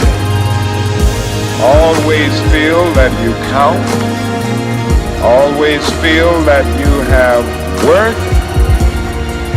And always feel that your life has ultimate significance.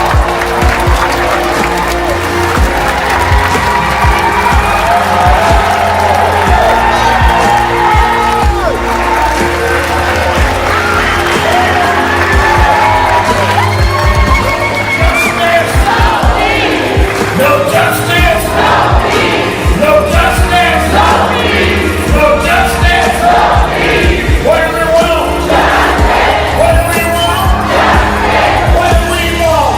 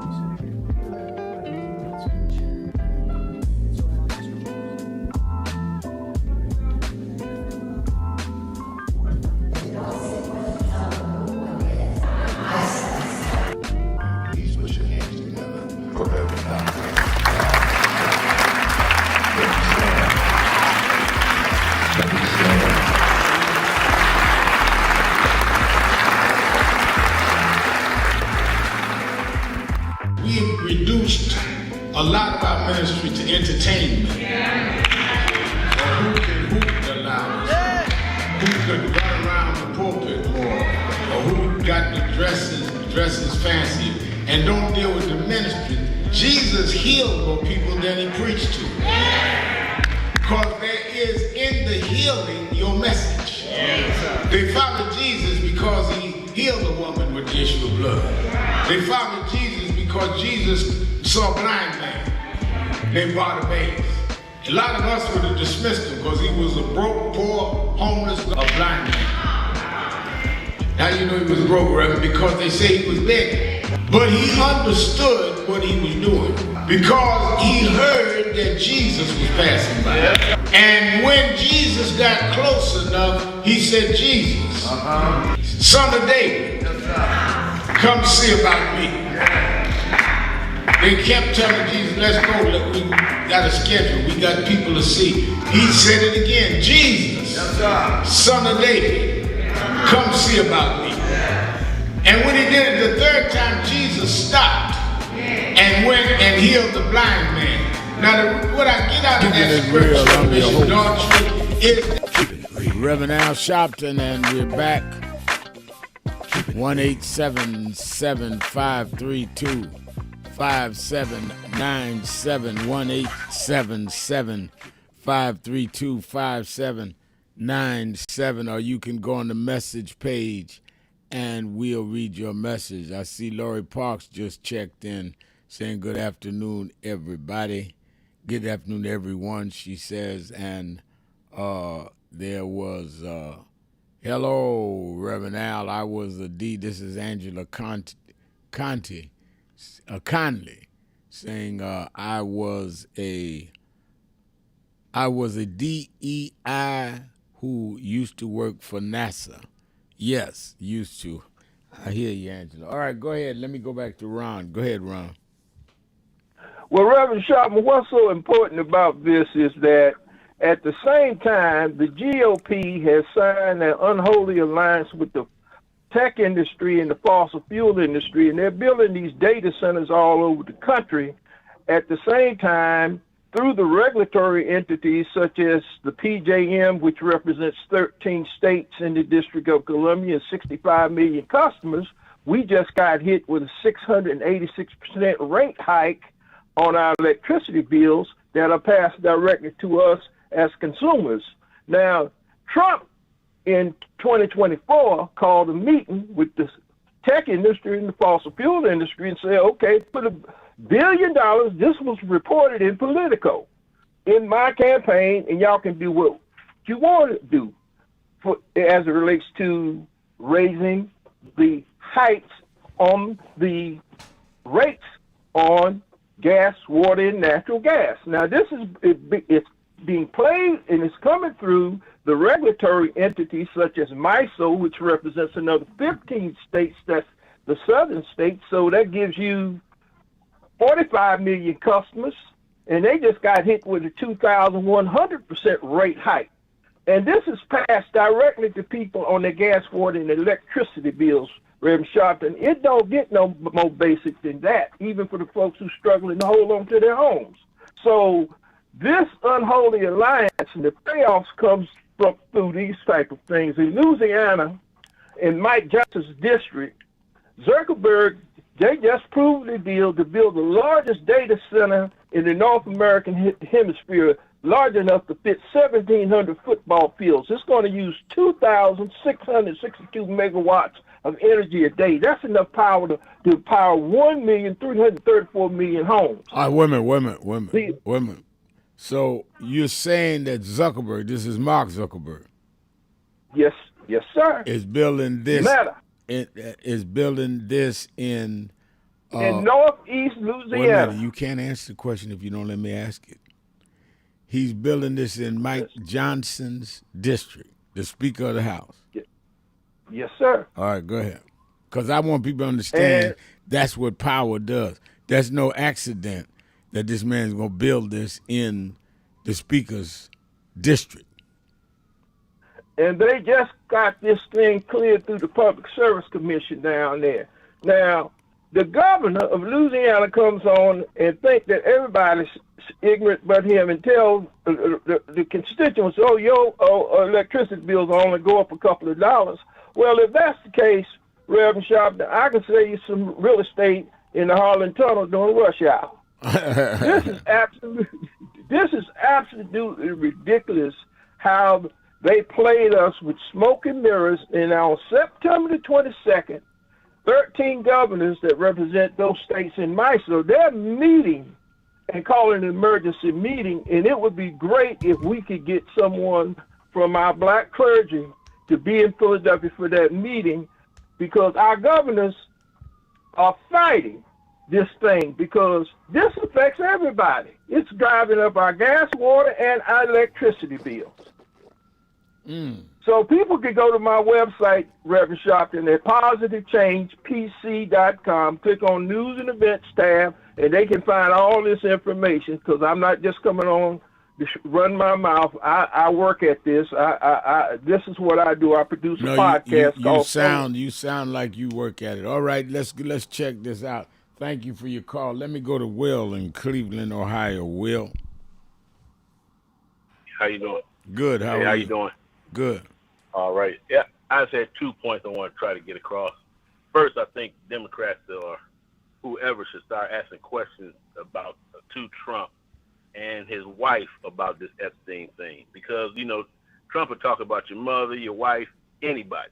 Mm-hmm. So I mean, I would ask his wife, does she know anything about this? Mm. You know what I mean? She was with him at that time, and with the lady friends and going to the party, I would press her to see if she knows anything about it, and keep the pressure on him. Don't let him off, because he's feeling the pressure of this thing. That's why he's lying about Democrats starting it and all this kind of stuff. So I would keep pressure on him that way, and involve his family too, like he involved Michelle Obama and everything. Hey, she wasn't in politics. Hey, get at him. And the second thing is, I know they got this vote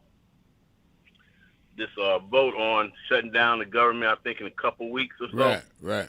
I'd like for Democrats to step up and start to fight now. Don't wait and let them write the narrative on this.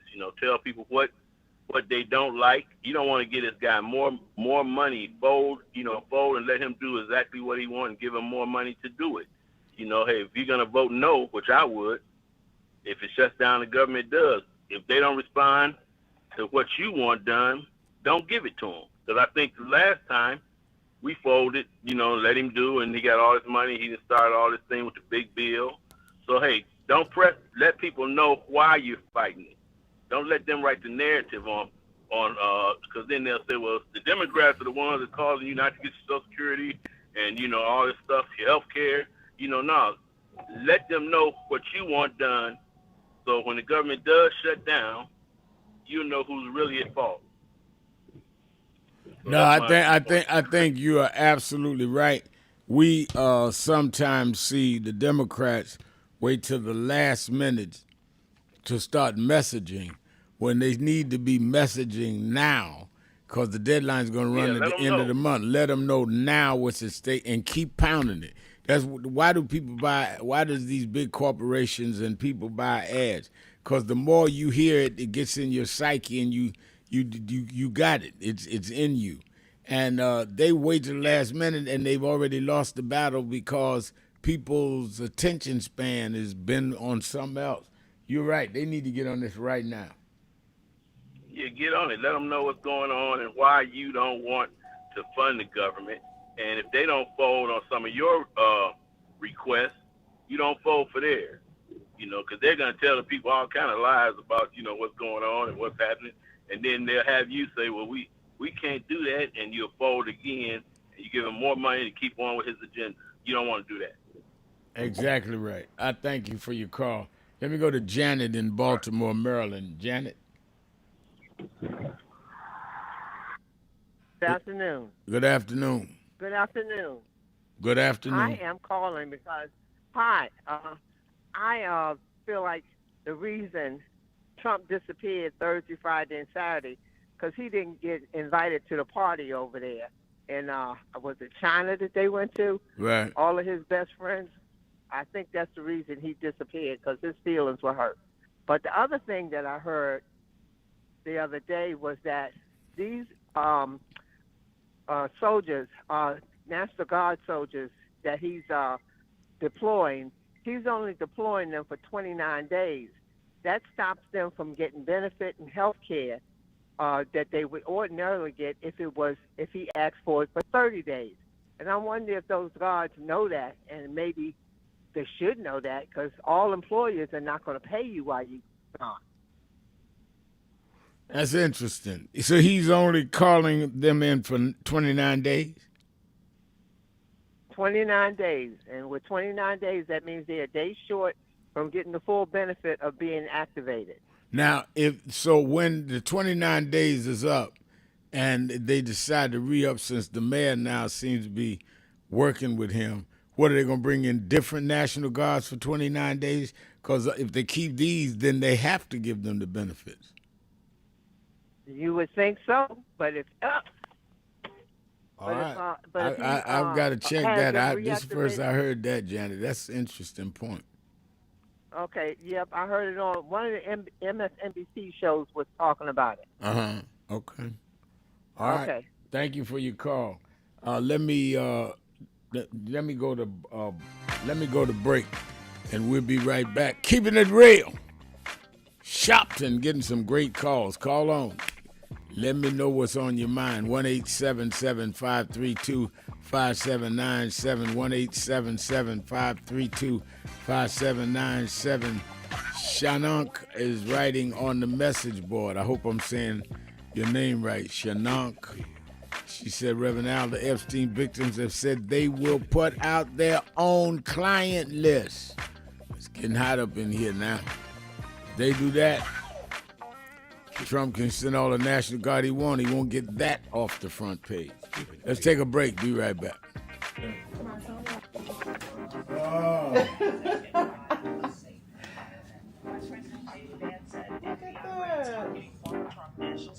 I got a Tony.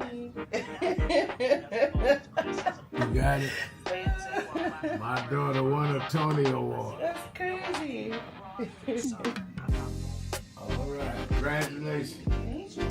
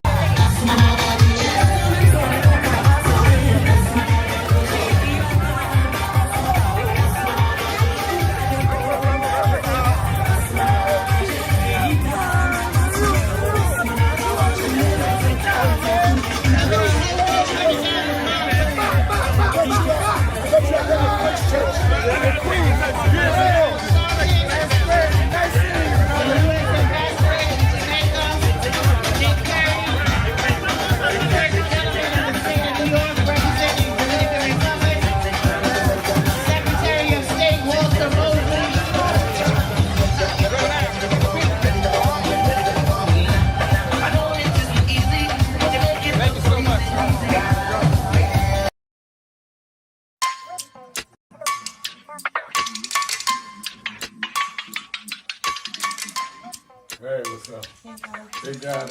They're doing, thank you. They're doing What's on Your Mind? Yeah. All right, then, we got a birthday this week. I got to talk about that. Oh, no. Happy birthday this weekend. And Carrie White's birthday, right? Corey's birthday's today. Yeah, and I got to tell Reverend Bird to read Daniel 5th chapter. I want him to read. And I'm ready. Got a message from today, so we'll be on the air in what? Half hour. About a half hour. So tune in to the WBLS 107.5 FM and National Impact and www.nationalnetwork.net. All right, I'm ready. Oh. Make sure you operate on time, or I'll tell them how old you are.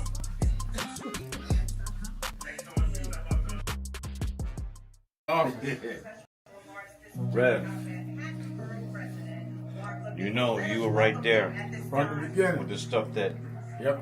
was going on in Brooklyn at Yep. that time, at Yep. Howard Beach. You were right there. He had in one of the early movies, he had my name. Then he put me in Malcolm, and I wasn't even old enough to know Malcolm. So we've been through it all. For those who see Malcolm X, it's 3 hours. But fast forward to the scene with yourself, Bobby Seale. Right.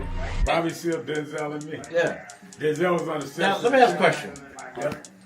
What was your weight on that scene? I brought it about 270. I was bigger then. Yeah. Still had the hair, man. Yeah, you had the head on. Yeah, it was Denzel, yourself, and Bobby Seale. Yeah, all in one scene. And also, there was no cut. We went like this. That's right. That's right. That's right. Yeah. Only Spike could have done that. It's my brother right here. My baby. Brooklyn's in the house. Yes, sir. Brooklyn's in the house. BK.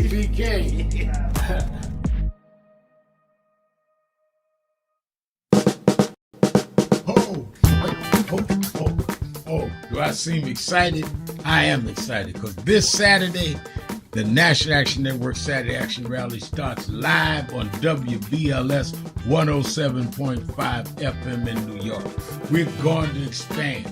Every Saturday morning, we're live on WBLS 107.5 from 10 a.m. to 11. You'll hear the message. You'll feel the energy. You'll be involved. You won't be sitting around talking about, oh my God, look at what's happening. You'll be involved in dealing with what's happening. I'm excited, and you should be excited too. Turn on WBLS 10 a.m. every Saturday morning. I have a message for you. And if you want to, you can come to the House of Justice and be there live. 145th Street and Lenox Avenue. We kick off at 9, and we don't stop until we deal with getting our people energy.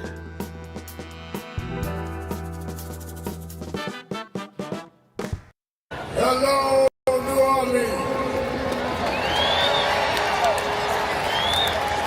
Let me tell you straight.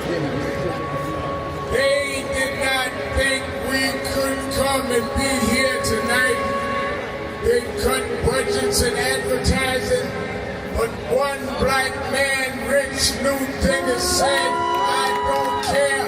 My families come together every 4th of July weekend, and Essence will happen, because that's who we are.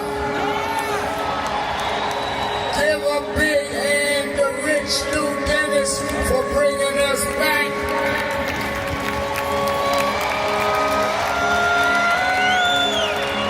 Why do we come? Because the essence of who we are is essential to what made this nation. We built this nation. We made this nation. We created the essential dollars that this nation lives off of. We don't care what bill they pass. We will not back up. We will not back down. We will not give in. We will not be chased out. We don't care who's in the White House. We will organize our house by house.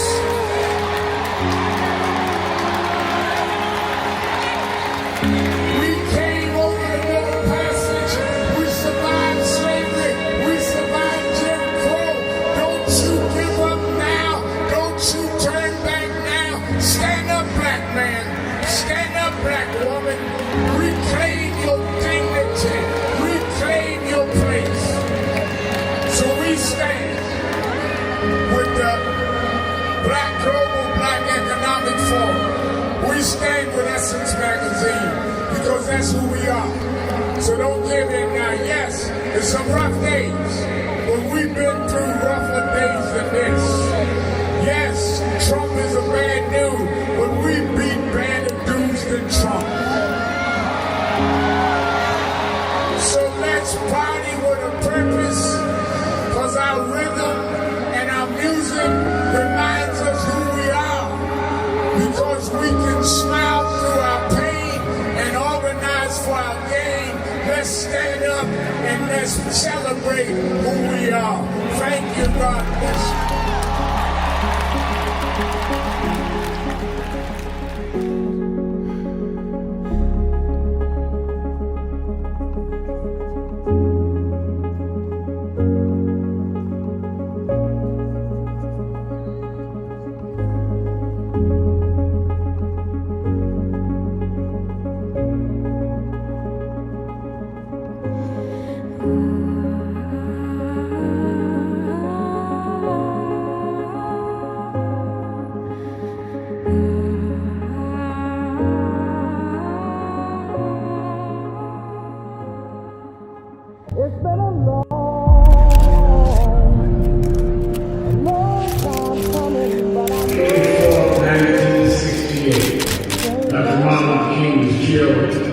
in Memphis, Tennessee. And it has been the commitment of Nash Action Network to always, in the month he was killed, to let them know they killed the dreamer. Because I have a dream today. They can't kill the dreamer.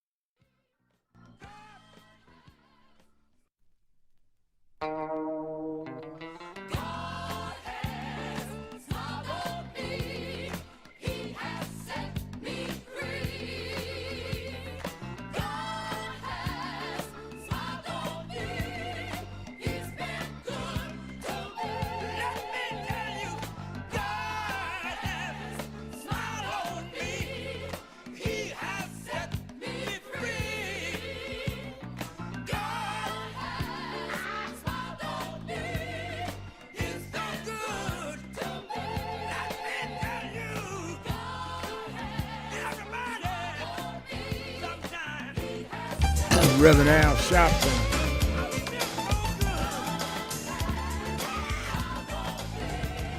All right, let's go right back to the phone. Let's talk to Barbara in Philadelphia, WURD Word. Barbara. Can you hear me? Yes, I hear you. Okay. It's Barbara. I got Okay. the phone. I got the phone laid down, and I'm sounding tired because I am.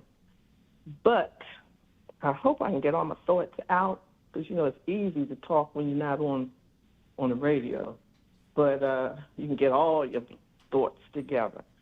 I was rejuvenated when I listened to somebody earlier today on your program. It was a male who was talking about the Democrats and what's going on. Why are we not doing things that we should do? Why are we not coming together? And I was happy to hear somebody say that because a friend of mine, we have been talking about this. And we're old enough to know the days of Stokely Carmichael and the Black Panthers. And this stuff would have never gone down, at least not this long.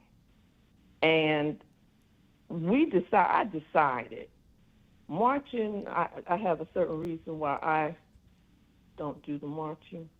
However, I had to look in the mirror I said, I'm up here talking about what we don't do. Why don't we do? Barbara, what have you done? And then I said, you know what? From now on, every day, I'm going to ask myself that question. And what I decided to do when I meet people, I say to them, when they start, have you heard the laser? No, no. What are you doing about it? I share information.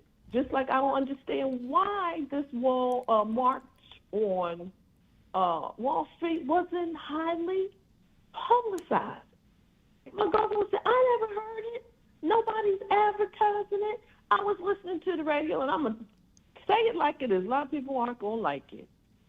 But Word didn't put it out. I was listening on Word, trying to make sure, because I was hearing, you sure you got the date right? It's Thursday during the week? I said, yeah, I think I'm almost sure. Nothing. I know a lot of people have their jobs on the line. A lot of people worry. I better not say anything about this or that.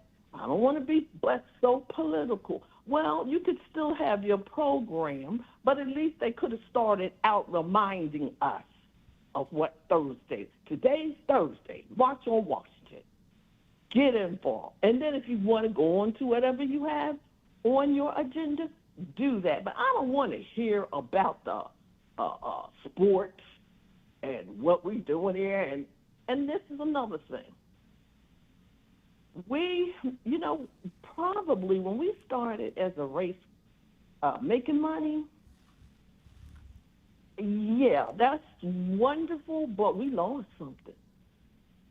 We start thinking about just me and mine. That's what I hear from us.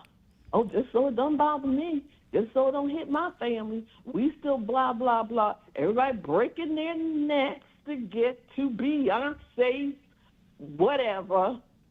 $500, I don't even know how much it costs, but I know it's more money than most of us could be putting out. We could be putting that money somewhere else. She ain't gonna miss it for right now. Best believe all these entertainers, they got somewhere to go when it hits the fan, they got somewhere abroad to go.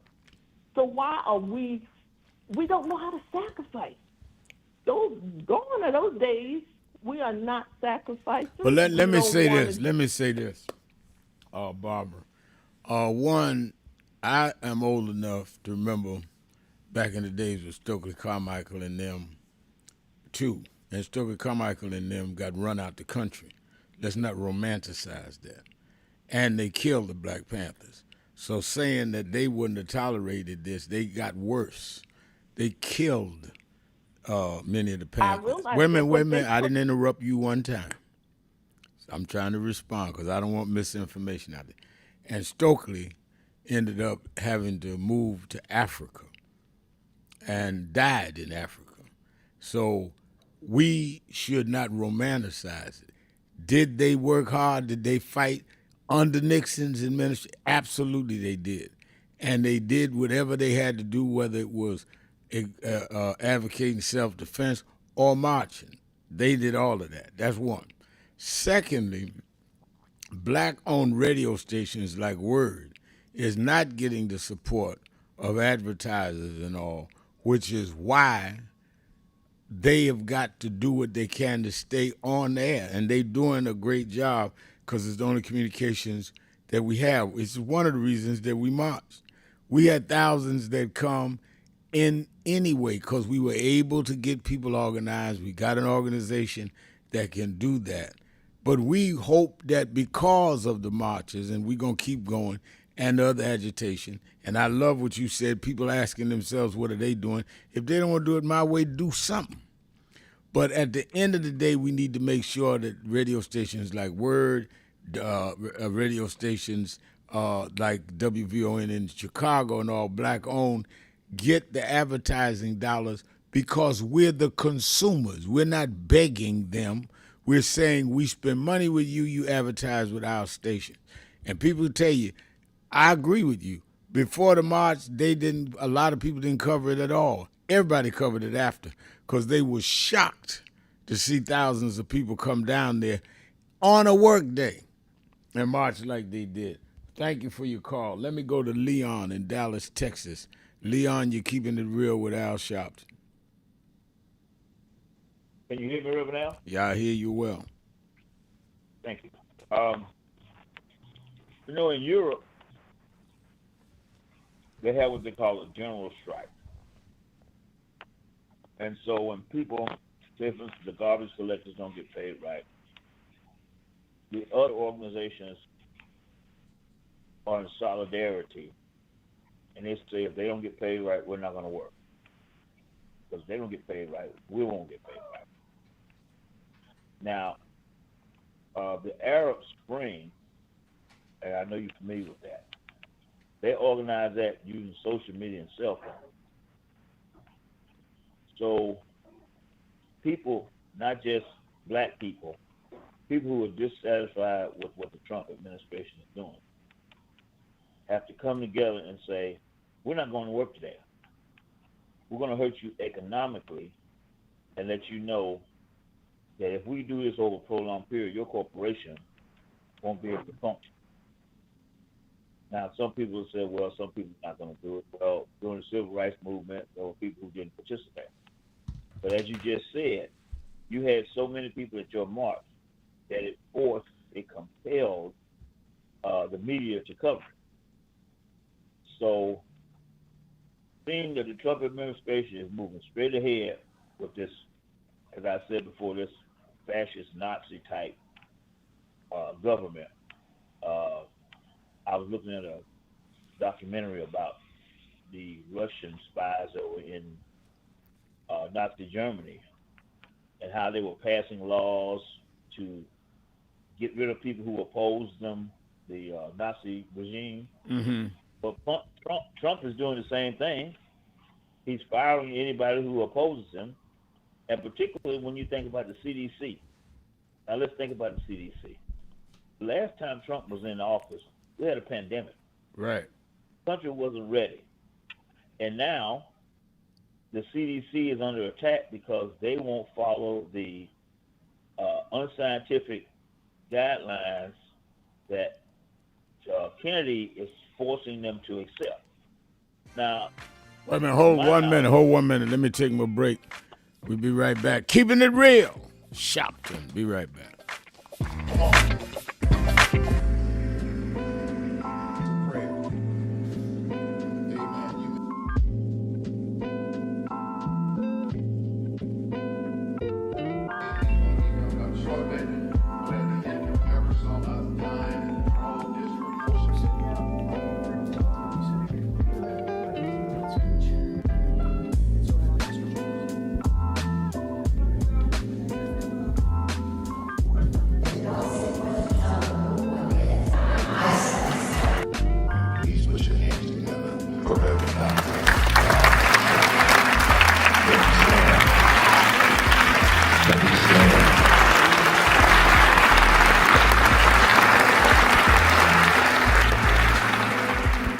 We've reduced a lot of our ministry to entertainment. Or who can hoop the loudest, who can run around the pulpit more, or who got the dresses fancy, and don't deal with the ministry. Jesus healed more people than he preached to. Because there is in the healing your message. They followed Jesus because he healed a woman with the issue of blood. They followed Jesus because Jesus saw a blind man named Bartimaeus. A lot of us would have dismissed him because he was a broke, poor, homeless, a blind man. How do you know he was broke, Reverend? Because they say he was begging. But he understood what he was doing because he heard that Jesus was passing by. And when Jesus got close enough, he said, Jesus, son of David, come see about me. They kept telling Jesus, let's go, look, we got a schedule, we got people to see. He said it again, Jesus, son of David, come see about me.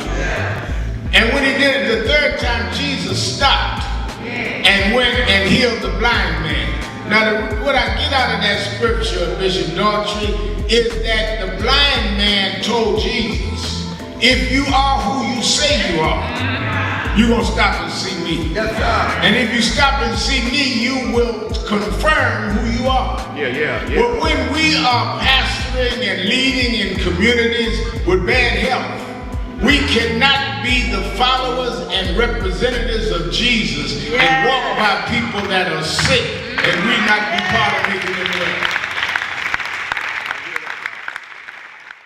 For 90 days, they're going to do a study of what companies have pulled out of DI and what companies have a small margin of profit. And we in 90 days are going to announce the 2 companies that we're going after. And we're going to ask everybody in this country, black, white, brown, gay, straight, woman, trans, don't buy where you are not respected. Donald Trump can't make us buy your stuff. The Senate can't make us buy your stuff. In the name of Dr. King, we're gonna do what Dr. King did. Trump tweeted the other week, I'm a con man, don't call me the coin man. I'm gonna stop the coins from dropping in the wrong place.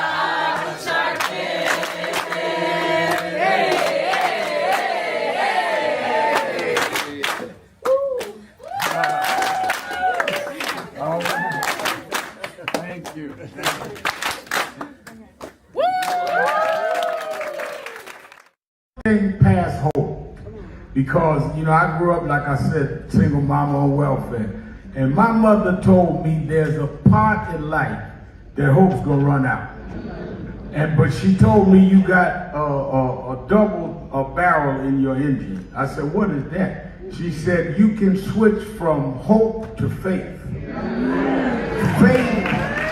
Faith is a little deeper than hope. Bishop Hilliard is here.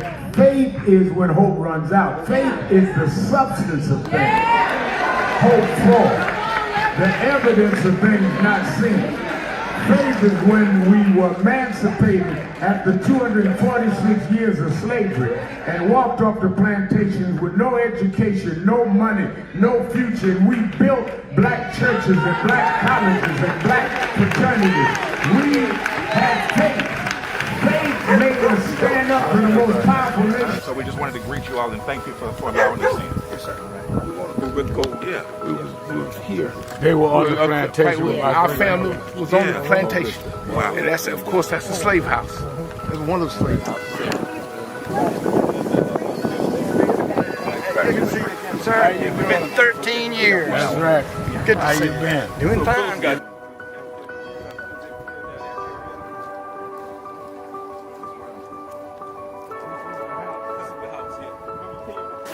Last time, and we Alexander Sharpton.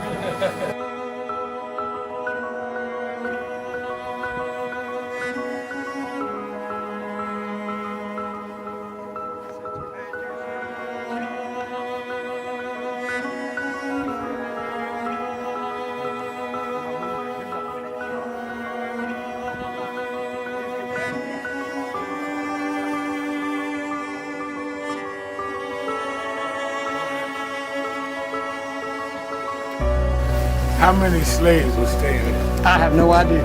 This is where they would have the slavery. Yeah, that's when exactly. That was exactly.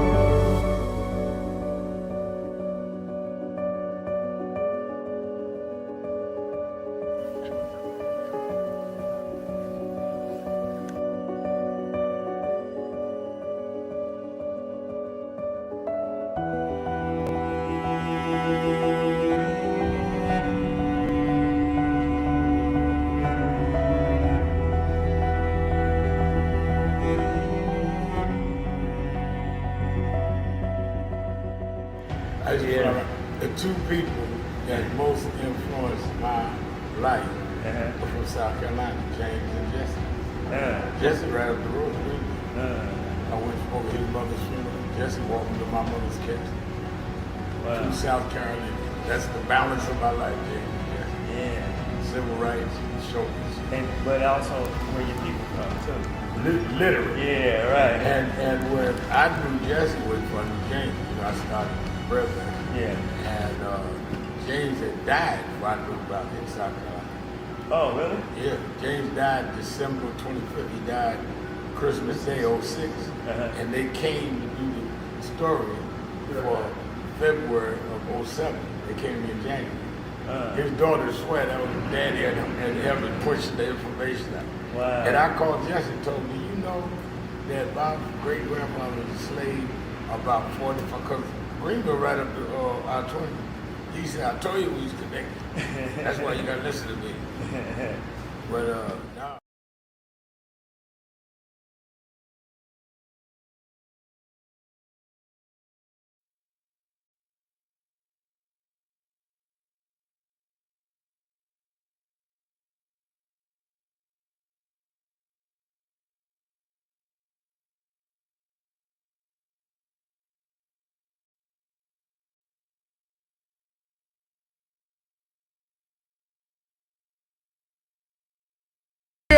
Keeping it real. I'm your host, Reverend Al Sharpton, and we're back 1-877-532-5797. Let's go back to Leon in Dallas, Texas. Leon. Thank you for holding me over, Reverend Al.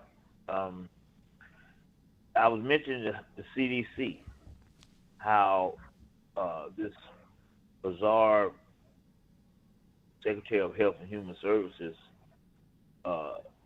who cut a whale's head off and took it back.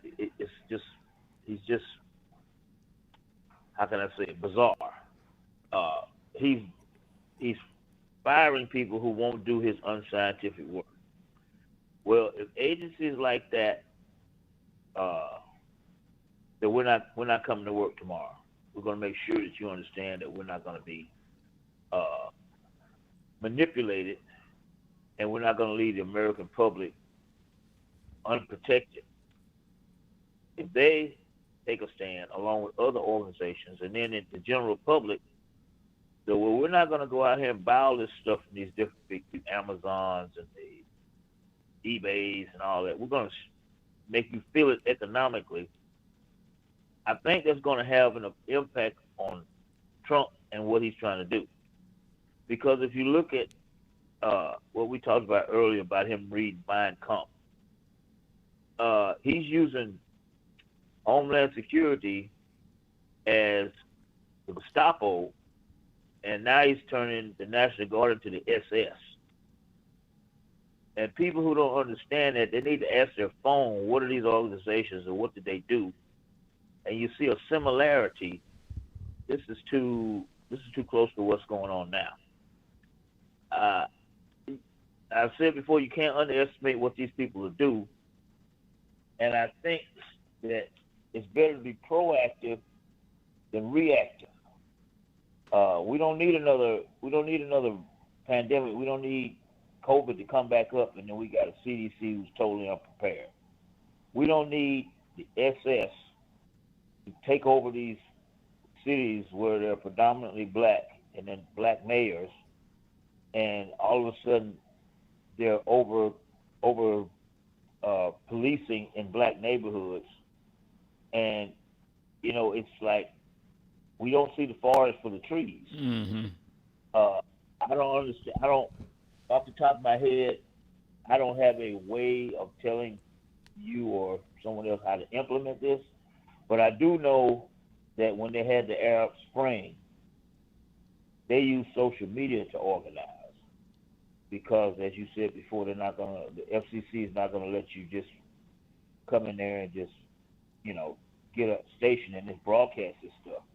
But the main point is we have to stop Trump now, because we don't have any idea what's going to happen this time next year. He's gerrymandering elections. He's using, as I said before, the Homeland Security and the National Guard as SS and Gestapo, and we don't know what else he's planning on doing, but the evidence that we've seen so far is he's going to try to maintain control of this country by any means necessary. And I don't see why we have to keep waiting to find out if he's going to negotiate with the general public. People like him, they don't believe in God. They'll deal with the devil when they get to hell, but right now they're going to control things by any means necessary. And we have a tendency to, we want to believe in spirituality. There's nothing wrong with that. But when you're dealing with these uncivilized, barbaric people, they don't believe in that. They believe in power. And we have to try to come up with some power to compel them to treat us in an appropriate manner. What do you think?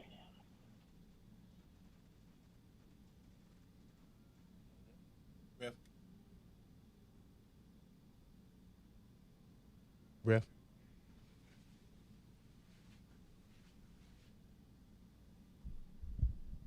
He'll be right back.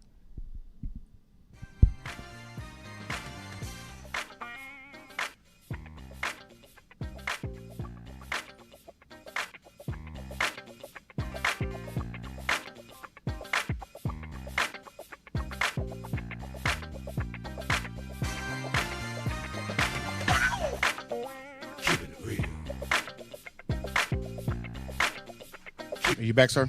Yeah. All right, you're back on. All right. I'm back on. I'm back with you. Let me say this. Is Leon still on? Yeah, I'm here. All right. What I think is that if we could do a general strike, or if we could pinpoint those corporations, as you say, that would be an absolute victory. But I think, as in any movements, and I've grown up in the movement here, I've studied movements around the world, you have to build up to a general strike. For example, let me finish. I didn't interrupt you. No, I said okay. Okay. When they got to general strikes in South Africa, it took years of the ANC to be able to do that. So they started with organizing community by community. They started with marches in Soweto. You got to wake people up. One of the reasons that I did the march last Thursday is we got to start galvanizing people. People started, in my opinion, acting like they couldn't fight back. I can't tell you how many people Leon said to me, wow, y'all had all those people out there. I didn't know that, because people had felt that Trump had beat them into submission. So I think what you're saying is absolutely right. That's what we need to build up to, but we got to wake people up and let them know you can fight back. That's what we did when Trump was president before. We put those cops in jail. They're in jail today about George Floyd while Trump was president. People forget when Ahmaud Arbery happened and we put those guys in jail as whites that killed him in Brunswick, Georgia, and in Minneapolis with George Floyd. Trump was president, selling wolf tickets then, talking about if the rioting starts, the fighting starts. If the looting starts, the shooting starts. And we didn't pay him no mind, and we made the thing work. And then we beat him at the polls that November. We've got to wake our people up that he can be defeated, because we have defeated him.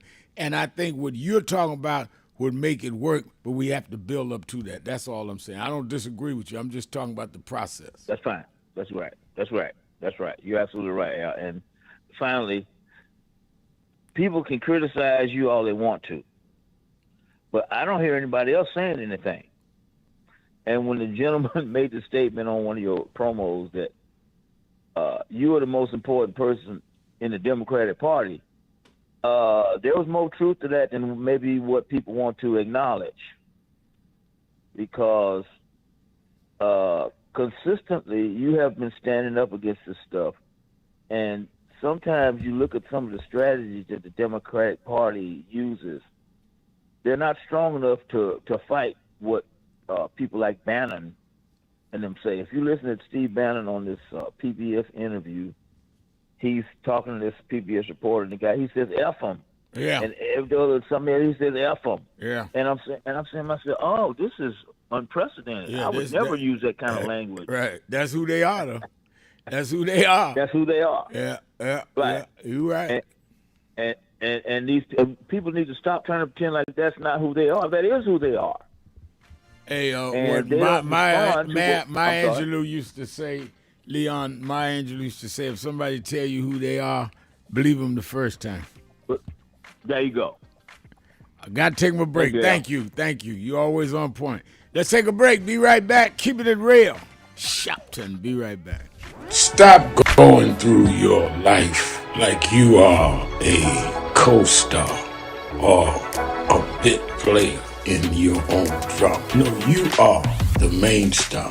You're the central figure in your life. What you decide is what is the major thrust of your life. And others may contribute, impact, affect, but it's your life that you're central in. So stop trying to lay the weight of what you do or don't do on others. That weight is squarely on your shoulders and in your hand. And if you want to defer and give your life choices to others, that's on you.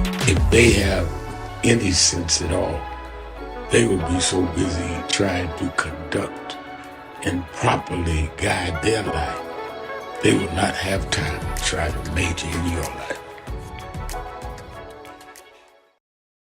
1 year ago and change, 67 weeks ago, we started marching every Thursday, am I right, on the offices of Bill Ackman. Bill Ackman was the architect of ending DEI, which is diversity, equity, and inclusion. He started it.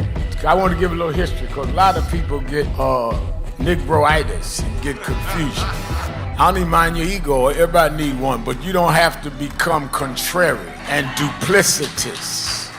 We got to have integrity even among those with ego. So we started when they first came out against DEI. Now Ackman and them started it going at Harvard University, forcing out the first black woman and first black president of Harvard. We went to his office and been going 67 weeks. I went first 10 to 12 weeks.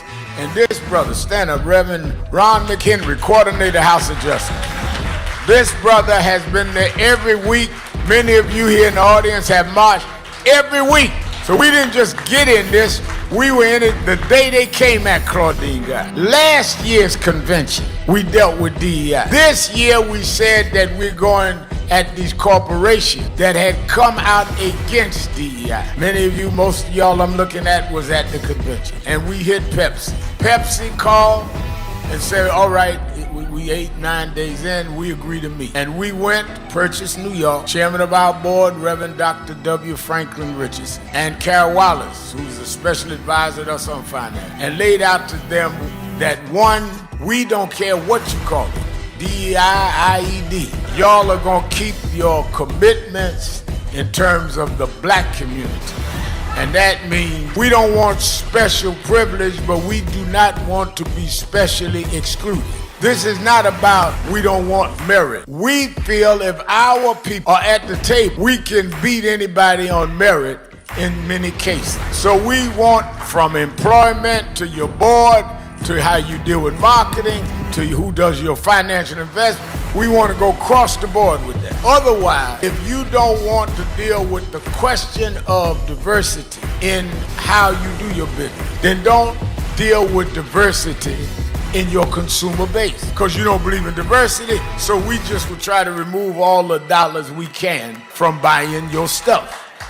In fact, I told the chairman, maybe with the chairman of the board, maybe with the CEO, I said, in fact, I learned that not from growing up civil rights, I learned that from Donald Trump. So what do you mean? I said Donald Trump says he's going to redo tariffs, that if he doesn't get what he wants for the country, they were going to raise the tariffs. I'm doing the black tariff reverse. If we don't get what we want, I mean, y'all can't be for Trump and tariff and not be for us in the African American community with a tariff.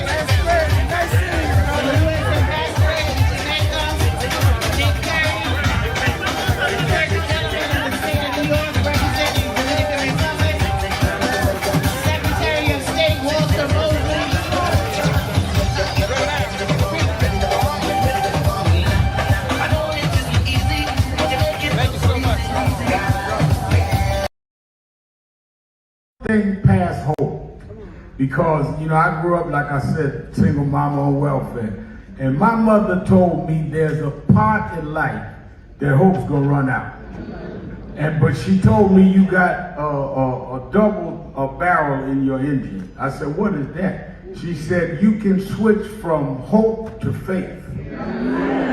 Faith is a little deeper than hope. Bishop Hilly is here. Faith is when hope runs out. Faith is the substance of things. Hope for the evidence of things not seen. Faith is when we were emancipated after 246 years of slavery and walked off the plantations with no education, no money, no future. And we built black churches and black colleges and black fraternities. We had faith. Faith made us stand up to the most powerful nation in the world and turn it around. Faith means we went from the back of the bus to the front of the White House. We come this far by faith, leaning on the Lord, trusting in His holy word. He never failed us yet.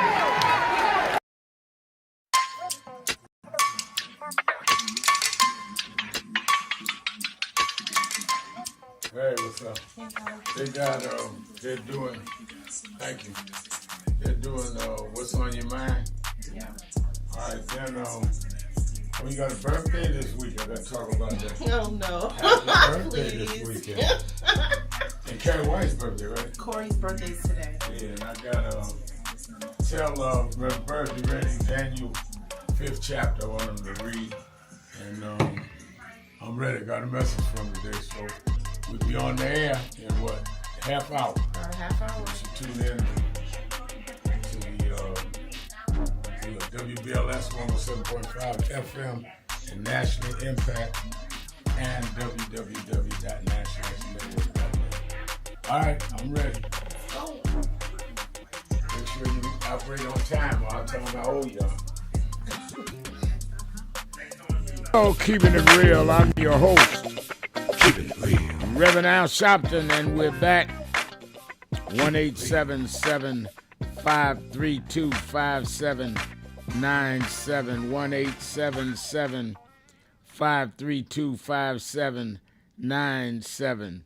And let me tell you that I just got a graph, and I'm posting it on all of our social media, National Action Networks, and mine. You can go to my Instagram at at real small dash Sharpton, real Sharpton, and it is a graph that's published saying that this is official by the Chicago Police Department. Chicago Sun-Times printed, saying fewer summer murders in Chicago since 1965. They're having fewer summer murders, and the summer's about over with Labor Day gone, than they've had in Chicago since 65.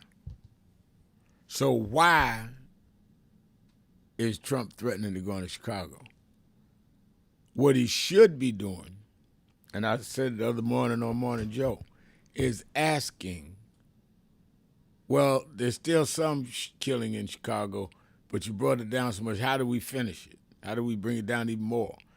If they cut murders in Washington, how do we help bring it down more? Oakland, how do we bring it down more? Not I'm going to take over and act like y'all not doing nothing. That is playing the race bait card. You black males don't know what you're doing. If they didn't know what they were doing, why is crime going down? Go on my social media and look at the graphs. I'm having it posted right now. Don't forget Politics Nation with Al Sharpton. That's why you ought to watch it, because I'm going to bring out stuff that others won't. I'm not going to say they can't. They just won't in many cases. And I bring on the guests. I'm going to ask the hard questions. And I'm going to, in many, many, many ways, make sure that we're represented. And I don't mind saying that right on the air. Watch Politics Nation, support us by going 5 p.m. Eastern Time to MSNBC every Saturday and Sunday, 5 p.m. Eastern Time.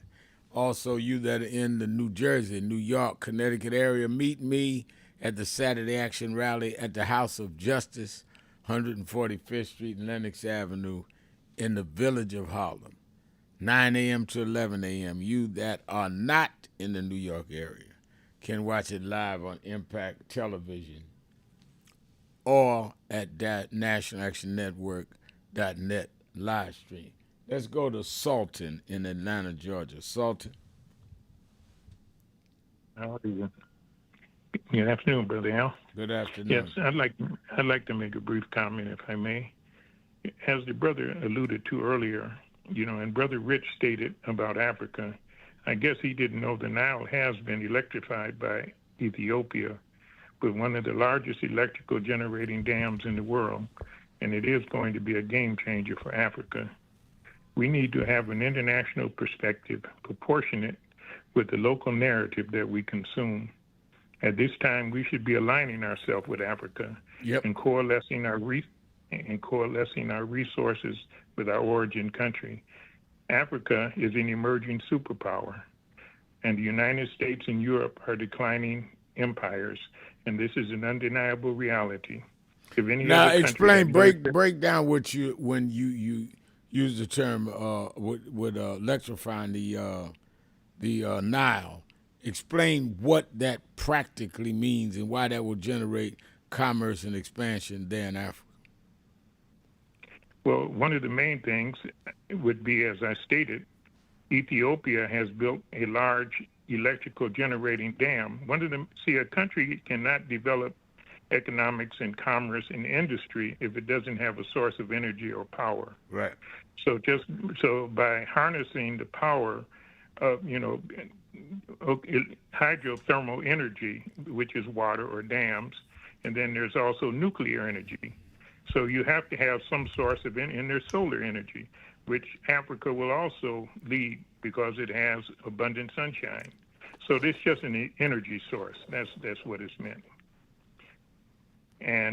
But anyway, as I was saying, Africa is an emerging superpower, and we need to recognize that because it is minerally rich with everything that is needed. It has the most youthful population. All we need to do is unite. What we've gained by our sojourn here is a high level of knowledge insofar as technology and other sources. If we combine that with what Africa has and unite as a family, then that relationship would offer us a power support, and those concerns could flow both ways. And it would offset and minimize the disregard that is blatant and undeniable. So, Brother Al, what do you think about our goals and strategies should be more international? Well, tell me how you would start that strategy.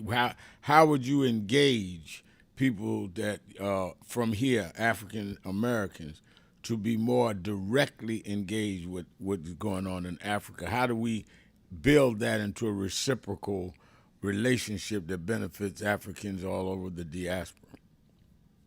Well, I think, first of all, it begins that we need to spend more time healing our families and our communities instead of the time we spent trying to heal the political body. Because basically the political body is comprised of various communities, whatever the community, whatever the ethnicity. So until we begin to go back and restructure the family and place the value where it should be in the family and the community, not necessarily all economics, we're too material. We've become totally materialized in this country. And these are realities that we have to accept and understand. And once we understand, but it begins basically with returning to who we are, knowledge of self. Stop denying. But how do we do that? How do we do that? That sounds good, but how do we practically do that? And how do we get our families together and not deal with the politics of that? Because families have got to work. They got to pay rent or mortgage. So how do the practical way of how we do that? It sounds good, but that's theoretical if we can't tell us practically how we're going to do that. Well, what is practical and real is what we focus on, what we determine. That's not true. That's not true. You want to know what to focus on. What becomes practical is what we focus on. You got to focus on something to make it practical. Well, you're just saying it the reverse of what I was saying. In other words, if we give our time and attention to something, that becomes our reality. Would you agree or disagree? Yeah, I agree with that. But I'm saying, how do we get enough of us to do that? Because we have to begin to define what it is that we want, what our goals, what our ambitions as a community, as a people are.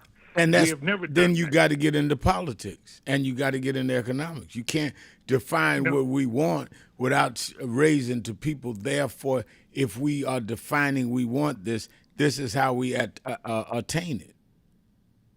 Well, I think it begins in the home. Well, I can recall when I was a child, my mother told me and instilled in me, don't do anything to disgrace the family. Don't do anything to disgrace the community. At that time, we were one of the most moral, strong communities in the world. This is why we were able to overcome the opposition that we overcame. But look at us now. We no longer have that solidarity, and it begins in the home. We have to define for ourselves what is, not allow the prevailing narrative, all of what's going on, to define what our goals and ambitions should be. No, I agree with that. I agree with the goal. I always question how we get there, but thank you for your call. I agree with the goal. But even with my family, your family, when we sit down and talk about, look, we need to be bonded. Yep, we need a moral and ethical standard. That everybody's going to say, yeah, we need to do that. But, Al, how do we make a living? Al, how do we deal with the poor housing? So we've got to practically, as you said correctly, focus on how we can practically show how that connecting and bringing that morality back will solve the immediate problems. Because people that are dealing with short-term crisis cannot think in long-term strategies. They should, but they can't, and they don't. Let's go to Yusef in Hawaii. Yusef, you're keeping it real with Al Sharpton.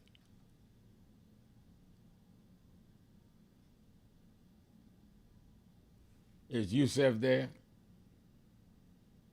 No, he hung up. All right, let me go to Carl in Palm Beach, Florida. Carl.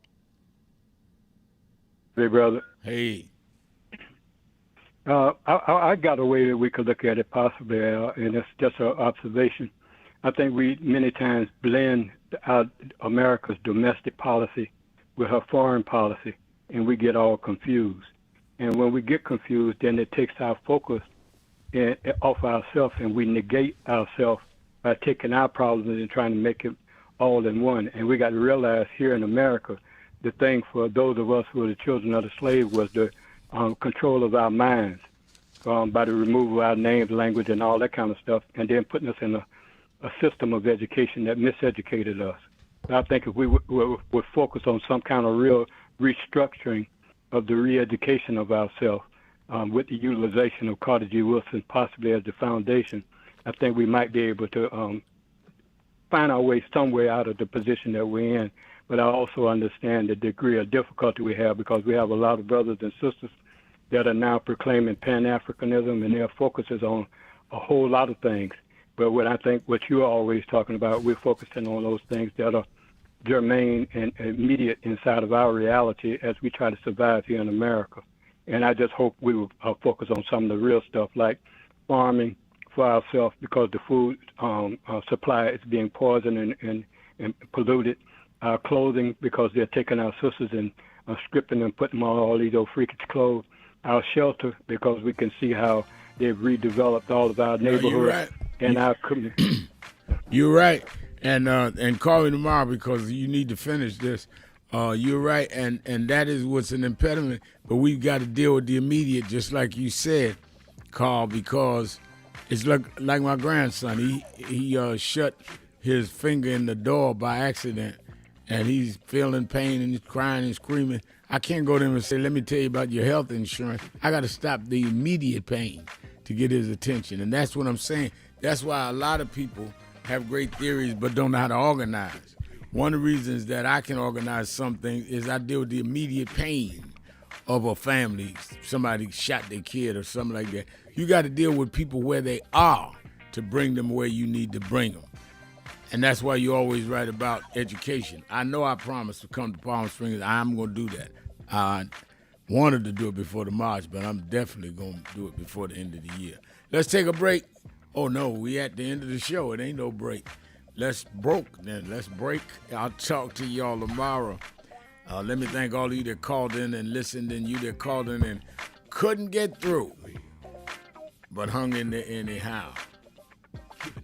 Remember, wherever you go, however you feel, tell somebody, tell anybody, tell everybody. Reverend Al told you personally, keep it real. Keep it real. Mayor Rodney Jones said, keep it real. I'll talk to you tomorrow.